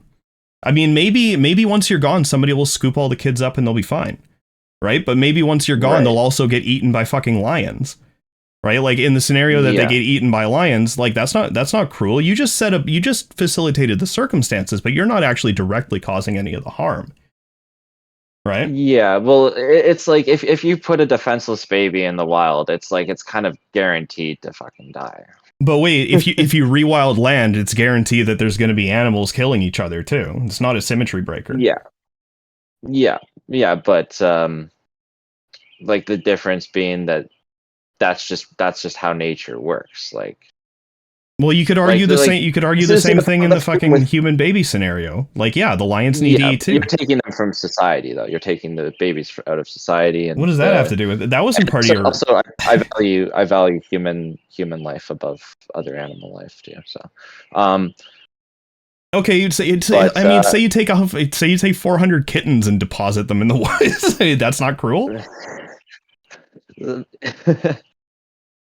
yeah, I guess it would be, but like I Okay, mean, but wait. But that's a the contradiction. problem with the yeah, okay, so yeah, there are contradictions happen, right? Like the Wait. Let world me get isn't clear. perfectly logical, Let me get but clear. like Do you literally believe in do you believe this proposition is true? It is and is not the case that depositing 400 kittens into the woods is cruel. Do you believe that's true? yeah, I believe that's cruel. Um, Okay, you believe it's cruel. and I believe putting okay, you want to hear something of something fucked up I did as a kid? All right. I used to fucking pick up ants and throw them in spider webs, and yeah, that was cruel too. That was very mean of me. Um, yeah, so the thing is though with the nature argument that you're making is that like the implication of that is that we should just remove all nature right now, and that doesn't work. That wouldn't work because it would completely fuck up the environment, resulting in probably most living things outside of very small and very adaptable animals to die. So like, wouldn't that be cruel? Isn't that cruel? So the pragmatic implications of like implementing some in principle stance that I have isn't really what's on the table to be debated right now. I still want to get to the heart of like how eating seed oils is incompatible with veganism. So like we're on this So that's cruelty just okay. we're on this cruelty I'm point, gonna right? I'm gonna just I just want to say that I don't think it's incompatible. I think that's like kind of implies that veganism is black and white, which I think you see it is, and most people see it as. I see it as a spectrum. So it would be more vegan to take your bike to the grocery store Okay, fair and put all enough. the Fair groceries in your enough. backpack than driving to the grocery store. Okay, yeah, Yeah. fair enough. So like how would it be more vegan to abstain from monocrop agriculture? Cuz like with the vegan society's definition, like let's just read it. Veganism is a philosophy and a way of living that seeks to exclude as far as possible and practicable all forms of exploitation of and cruelty to animals for food, clothing, or any other purpose. Um, I would say that rewilding land qualifies as exploitation and cruelty to me. So it's not clear to me that it's like incompatible on that definition, or it's not clear to me that it would be more vegan to like rewild land, for example, as opposed to having the monocropped agriculture. It's not clear to me at all. In fact, I'm kind of agnostic about it because I don't know the numbers in terms of the total animals that are going to be exploited versus the total number of animals that are going to experience like cruelty or whatever. I'm agnostic Yeah, about it. but what I about don't know, but like you're making the but positive like claim that doesn't it is harming more the vegan. environment Well, doesn't harming the environment cause more animal harm? I don't know. Maybe it does. I mean, it's kind of at least in the immediate sense, like it kind of can't really argue against that, Well, the thing like is that like the word more has to be indexed to some like comparison to a counterfactual, right? So like yeah, we're harming the yeah. environment as opposed to not harming the environment. Which one like causes more animal death in the long run, or which one causes more suffering in the long run? I have no fucking clue. Hmm. Yeah, I mean, I guess you could also just take the position that if we eliminate, if climate change eliminates all of us, then there's no more suffering to be had because there's no more future generations of anything. But like, I don't think that's good. So it's like that's where this logical extreme kind of has issues, and that's kind of why I choose to just say what happens in nature, and it is what it is. Like I can't it wouldn't be worth my mental energy to try and care about it, kind of thing, if that makes sense to you. Like it just makes way more sense to me to put our environment first, and put humans first as well, in terms of what we care about, and then try to just not, poison the environment, poison the animals within the environment, cause harm to animals within that environment, all of which I see monocrops doing. So, yeah. Holy fuck! It's almost 7 o'clock already. Jeez. All right. So I'm just catching up on my notes here. So we have like a scenario here, because I'm trying to actually ascertain analytic compatibility with the Vegan Society's definition, right? Just to be absolutely clear that what you're saying is actually true. So we're comparing rewilding to kidnapping and abandoning like babies or kittens or whatever. So you said that it would be cruel to deposit the kidnapped babies, right? Yeah. Okay, so rewilding equals not cruel, and kidnapping equals cruel. Okay, so what's the symmetry breaker? Between both scenarios. why it's cruel. So you're rewilding, meaning that you're facilitating a state of affairs that brings about suffering, and you're kidnapping a bunch of babies or kittens and depositing them in the wild. You're facilitating a state of affairs which brings about like suffering, but you're not directly causing like any of the harm. You're only facilitating the circumstances that bring about harm. That's what you signed off on as being like what makes something cruel versus not is the direct harm. So in both scenarios, you're not causing any direct harm, but for some reason you want to call the kidnapping scenario cruel. I want to know what the difference is between these two possible worlds that causes you to sign off on cruelty in one case, but not the other. Well, I mean, you do realize though too, right, that like kidnapping in of itself is cruel. Well, but not necessarily. That is kind of a direct. That is kind of a direct.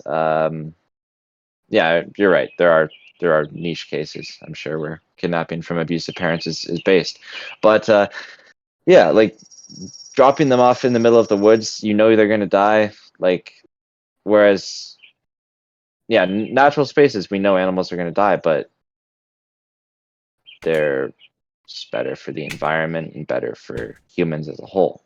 Let's say kind of like let's say that's why it outweighs the natural animal death, because like also like what are you going to do about the ocean too, right? Like that's a whole other beast, I guess. It's one thing to maybe eliminate land animal suffering, but well, wait, no, we're getting somewhere. So you say the rewilding scenario is better for the environment. What does better for the environment mean? better for the environment means less toxins going into the environment and more fucking, like more oxygen being produced by the biodiverse ecosystem, and more yeah, I see biodiversity as being a good thing too. I don't think we should make species go extinct to the best of our ability, because a lot of these ecosystems are kind of hanging in natural balance too, and that's kind of another problem with removing them, especially removing them at currently where we are in our society, right? Like you've got your ideal world hypothetical where it's like we can make all these things not be issues, and we can remove all nature and remove all animal suffering, and that's great and all, but like that's not a reality, right? Not anytime soon anyway. I mean, who knows, maybe one day after we solve all the other problems and and stuff, maybe we can do that. But like, yeah, like it's kind of well established that natural forest, natural grassland, natural rainforest, biodiversity is good for the environment, and when it's not there, it's like it's considerably worse. Okay, Case so in point, urbanization. the symmetry breaker, just to be clear, is it's better for the environment because it produces like fewer toxins and like produces more oxygen in the rewilding case. Yeah, and all the other things to do with the environment. I mean, I'm not really an expert on anything other than fucking being running a tree service business at this point. Yeah. Okay. So, Um, like, just one more thing. Let's say that we could empirically demonstrate that like leaving like stolen kittens in the wild, like produce like lower the amount of environmental toxins and also produced more oxygen. And let's say that it did it to a greater degree than rewilding. Like, would it not be cruel to do that? Wait, sorry, can you just repeat that? Yeah, so like I was asking you, it's like, okay, rewilding is not cruel, kidnapping and abandoning is cruel. The symmetry breaker is in the rewilding case, rewilding is better for the environment, whereas kidnapping is not. That's what makes the difference between like it being cruel versus not cruel. So now, better for the environment meant fewer toxins and produce more oxygen. So in virtue of that, would it be not cruel in the kidnapping and abandoning case if it could be empirically demonstrated that kidnapping and abandoning reduced environmental toxins to an equal or greater degree, or produce more produce more oxygen to an equal or greater degree? Suppose suppose you could actually, because yeah, So just to be clear, animals expel carbon dioxide and take in oxygen. so just to be um, clear, are you now but saying that the kidnapping case is not cool or not cruel? no. So I still so you, maybe I shouldn't have gone down that road, because that does kind of imply that that we can now just kill humans willy-nilly and it's not cruel because it's good for the environment, um, which I don't believe, because I think uh, well, I do kind of put human society and human rights as like the top thing that I value, I suppose. But yeah, the difference to me is that if you're just rewilding land, you're returning it to its natural state before human interference, before we took the land and decimated the soil and drove all the animals off.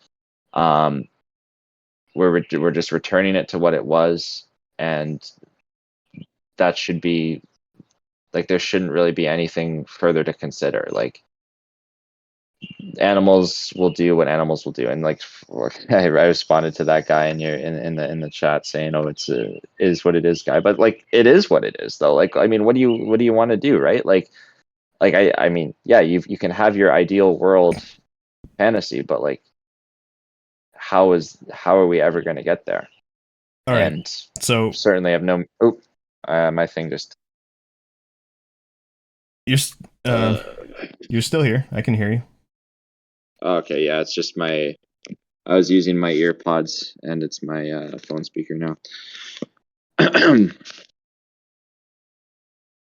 Okay.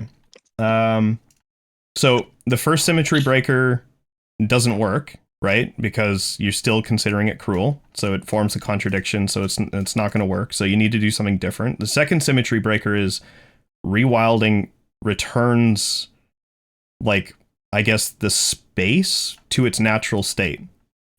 Um, is that cool? Yeah. Okay. So Yeah, I don't see natural animal and animal violence as being a problematic, like I do deliberately taking defenseless human babies or kitten babies and placing them in a space where I know for sure they will die, taking them from an otherwise safe, loving home, especially. So let's just say hypothetically that we found like this group of humans that was living in nature, and they were naturally locked into prey predator cycles with the animals around them, such that they were, preyed upon constantly. and they lived in like constant fear. They lived in like a constant state of just being like ripped apart and reproducing and ripped apart and dying, and it was just the same sort of prey predator relationship we see everywhere else in nature. And let's say we decide like, oh, well, we're going to take all of these human babies and we're just going to put them in this orphanage instead of exposing them to this shit. Would you then consider it to be not cruel to take the babies out of that orphanage and put them back in that environment?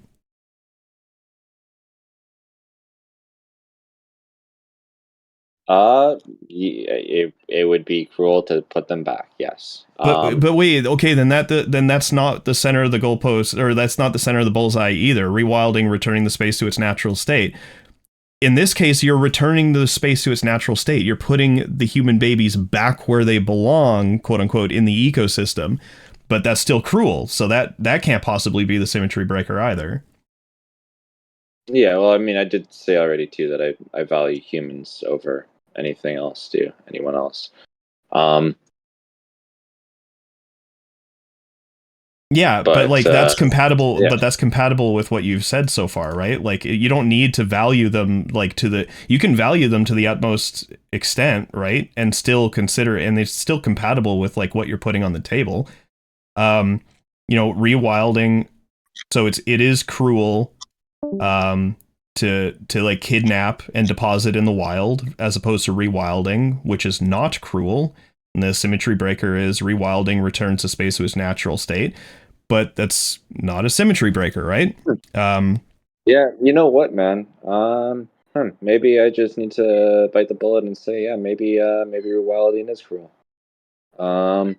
Sweet. Okay, cool. So given the fact, so that's maybe I would just update my position, because I still think rewilding is a good thing.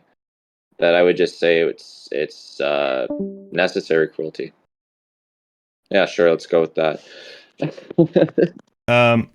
Okay. So for cruelty, for cruelty, but yeah, we have. I mean, I still think we need to like factor in the environment. Like harming the environment, I still think should be considered a cruel action, because it will lead to more harm caused to sentient beings. One thing at a time. All right. So all right. So that's the first criterion in the conjunction. There are two for the Vegan Society's definition. So there's cruelty and exploitation. Exploitation, I would take what the rewilding efforts to be subsumed by exploitation, because what we're doing is we're bringing about this state of affairs in order to like better something else. We're exploiting the way this natural system works in order to do something else, right? Like if the natural system worked any other way, we probably wouldn't be using it, right? But it works that way, so we want to use it. That looks like a form of exploitation to me. Would you sign off on that? Sure. Yeah, sounds about right, I suppose. Okay. So then it's not clear to me at all that it would, and it shouldn't be clear to you either, that monocropping is less compatible with veganism. I guess not, but like, yeah, I mean, I would you say then that right now, without actually having a proper plan in place to make this happen, is it actually more vegan to just take, like, let's say 50 acres of biodiverse forest and cut it all down and just pave over with concrete? Is that like a vegan thing? Like, would that be a vegan action? But okay, I'd be happy to answer any questions, but just to be clear, the proposition it would be more vegan to abstain from monocropped agriculture, which I believe was the actual proposition. I had something different written down here, but I think that was the the proposition. Yeah, you'd concede that you're actually agnostic about that, right? It's not, you don't know if it's true.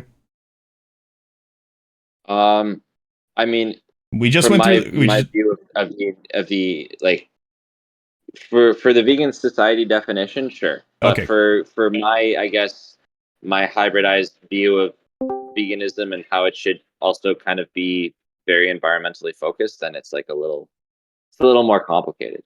Oh yeah, Very complicated. that's fine. Because like It's a very the prop complicated world we live more vegan. I wrote down my semantic analysis as like more vegan just means more compatible with the vegan society's definition. I believe that's where we went in the beginning of the conversation. So yeah. So as far as the prop is concerned, with respect to those semantics, like you can see that the proposition's not necessarily true. You're agnostic about it, right? Sure. Okay, cool. Yeah. So what did you want to ask me about my views? I'm just really curious now. I mean, like, I had a question that was that I had like at the beginning too, and that was like when I was first talking about how seed oils are the common ingredient in like all what is considered junk food. I guess what you might not consider to be junk food. So, like, do you consider, say, Lay's potato chips to be like healthy? Healthy? Yeah, where it's just potatoes, vegetable oil, and salt. As they are typically consumed based on the data that I've seen, it's difficult for me to sign off on them being healthy. So you'd say like, yeah, like overconsumption is definitely not. That's still something that we shouldn't overconsume seed oils. You would say something like that then maybe, or well, yeah, I would put it a little bit more broadly. We shouldn't overconsume calories, and it just so happens that like French fries and potato chips on average in the population tend to be some of the most overconsumed foods. There's definitely something about those foods that lends to overconsumption. We're not sure what that thing is yet. Probably has something to do with like palatability and gastric distension being impaired and blah blah blah blah blah. Like it's probably a combination of a bunch of different things. Okay. And I also, I guess, would ask a question too. Like, do so? Yeah, I know you don't really value. You don't put too much value on anecdotes from people on the internet. But what about people you know in real life? Like, do you know anyone in real life who avoids seed oils, or maybe eats a more whole food based diet and like experiences better stuff? Does that make you reconsider any of your positions at all? I don't actually know too many people who are fastidious about their diets in meat space. Like in real life, I mean. Like I don't know too many health nuts. I'm pretty much the only health nut that I know. Oh, damn. It's your duty to inspire. And I don't know. I don't know if I have too many other questions on that space, but like, yeah, I guess just like, what do you make of all of that? What do you make of people, the overall, I guess, animal based or whole food based? Because there's also like, I guess, paleo people or who eat a fair amount of plants too. Um, what do you like think about all of that? Like, I'm sure you don't think they're all just like lying or anything, right? No, You know, there's certainly not all lying. The thing is sure, that some are. yeah, some probably are. So the thing If about they're them, selling liver supplements, they're probably lying. Is how the thing about them is like I have absolutely no idea whether or not the things that they are saying happen are generalizable effects, because they're all just like anecdotes with no counterfactual to point to. Like there's no randomization, there's none of the things that we can do to establish exchangeability. So like it's just like epistemically it's like one cunt hair above like being an absolute shit stain piece of shit, like just utter trash. So like I don't hold a lot of epistemic value in things like anecdotes. I just think they're like really bad evidence. okay, but like, yeah, for humans broadly maybe, but not for like the individual. Oh, even intra individual. I think that it's like basically shit. So like and you brought up like the Like, point of like allergies and stuff earlier. There are tons of people out there who like claim to have allergies that when empirically investigated just like don't have them at all. You know, or like like intolerances. Like, did Yeah, you like like you just remember you yeah? remember in the 1990s, like the big MSG scare, and then they ran a bunch of like placebo controlled trials with MSG, and they found out that like pretty much all of the symptoms that could be attributed to MSG are like basically people having the nocebo effect. and and just like they know they've consumed MSG, so they like report all these symptoms that they don't actually have because it doesn't pan out when people are like randomized.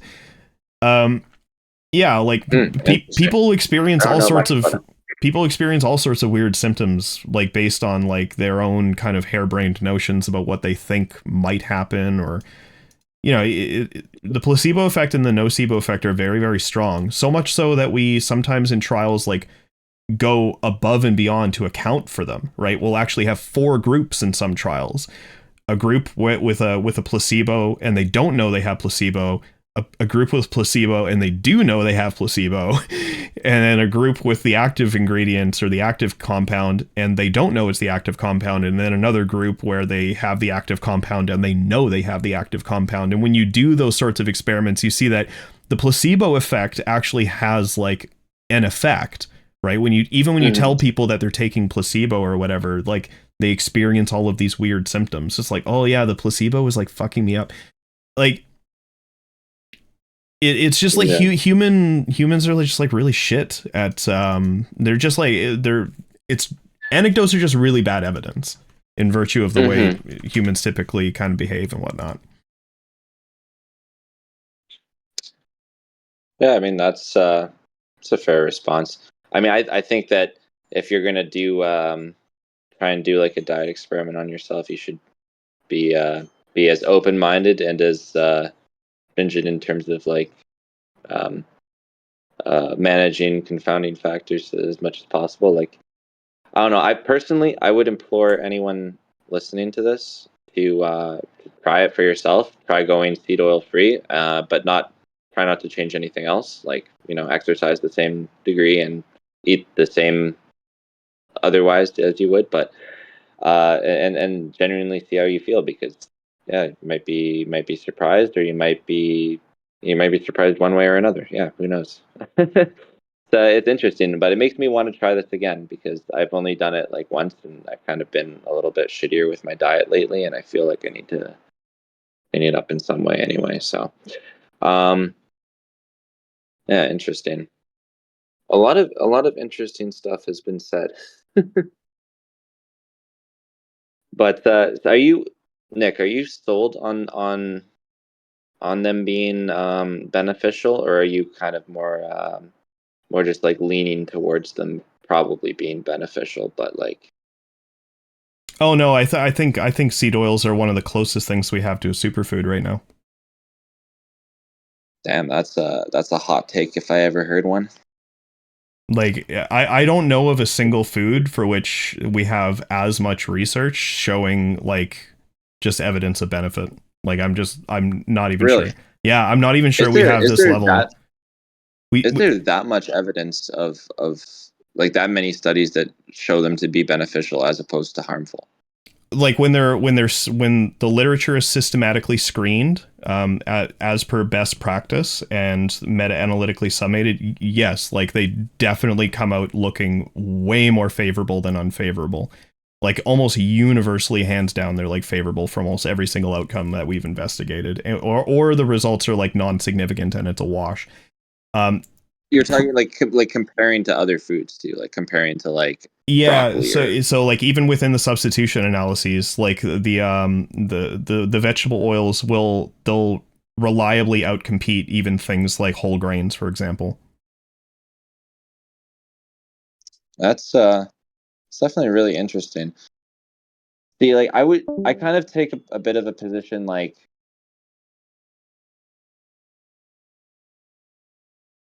it's it's almost like that almost seems like too good to be true, It's like, oh, when potato chips are healthier than, anything with seed oils, then you view it as being healthier than you did before.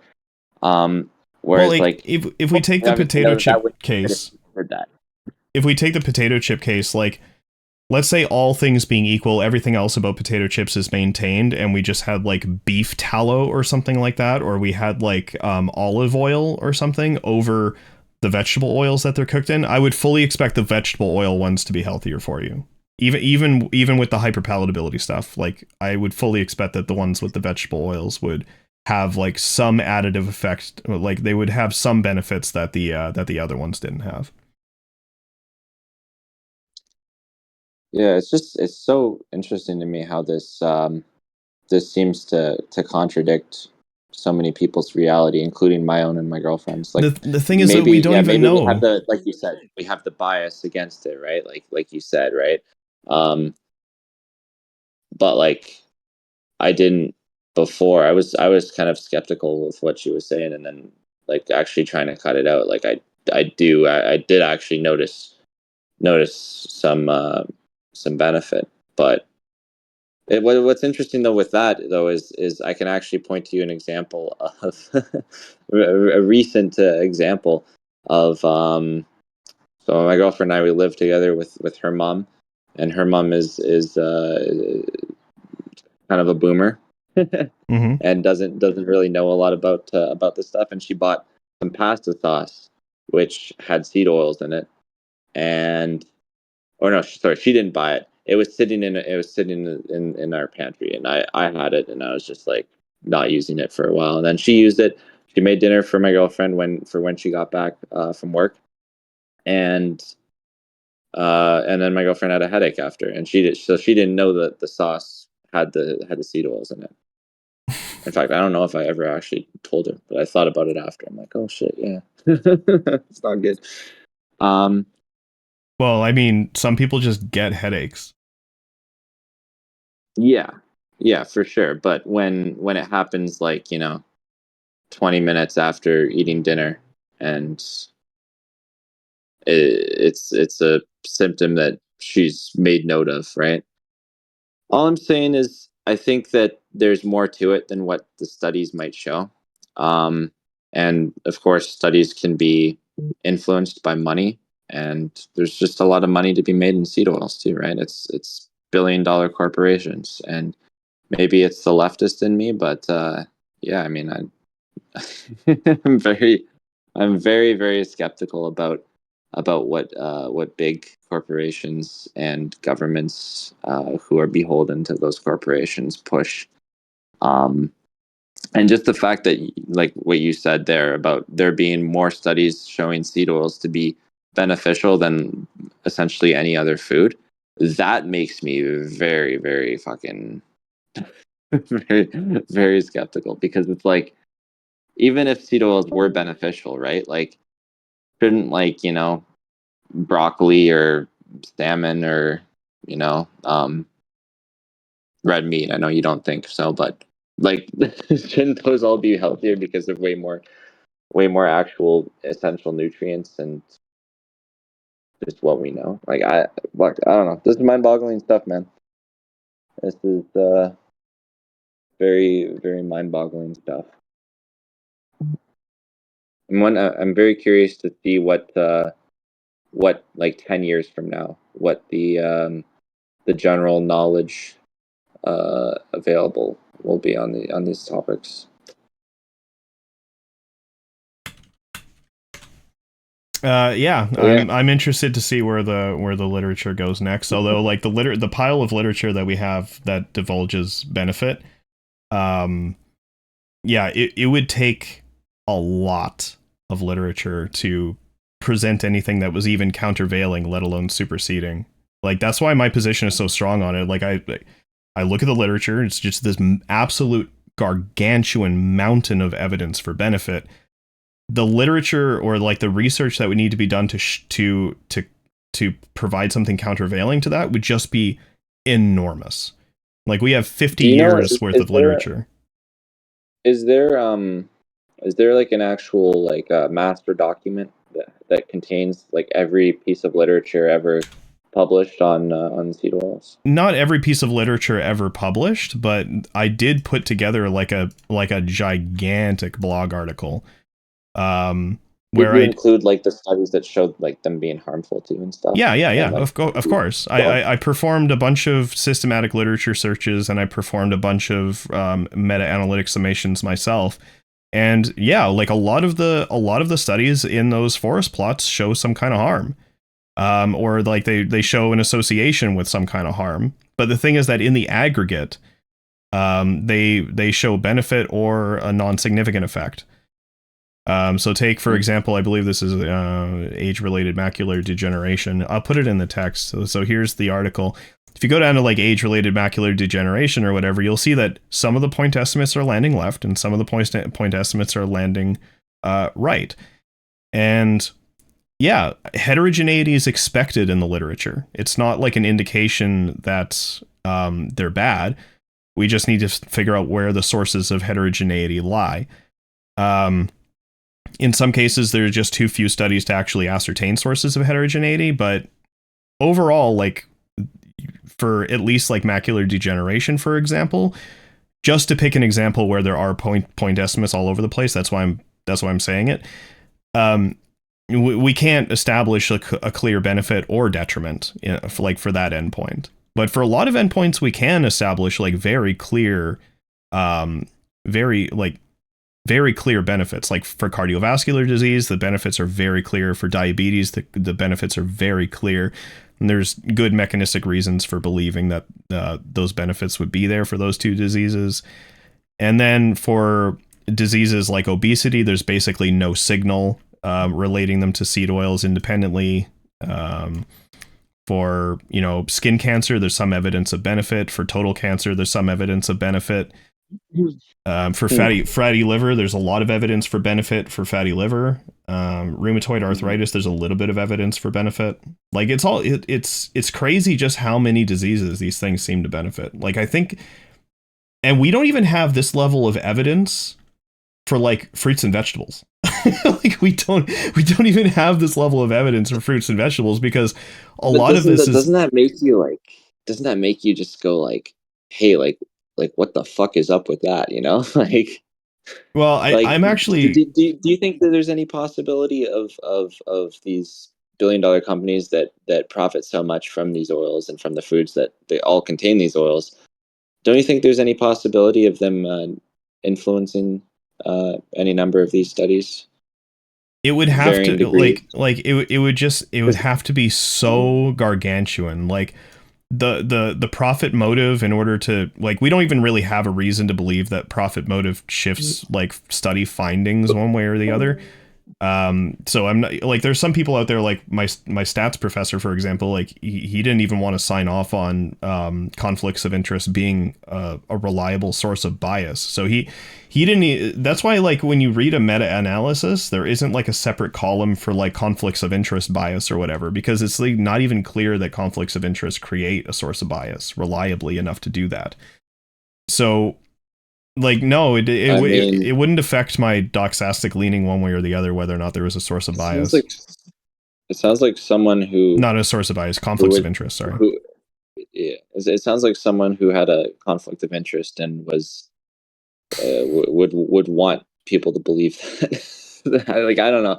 I'm just like I find that insanely hard to believe. And like I mean, you agree, right, that like by and large, big food, big pharma, these big billion-dollar companies, these these big boys, they're like not the best of not the best actors in terms of ethics, right? Like you would agree with that, right?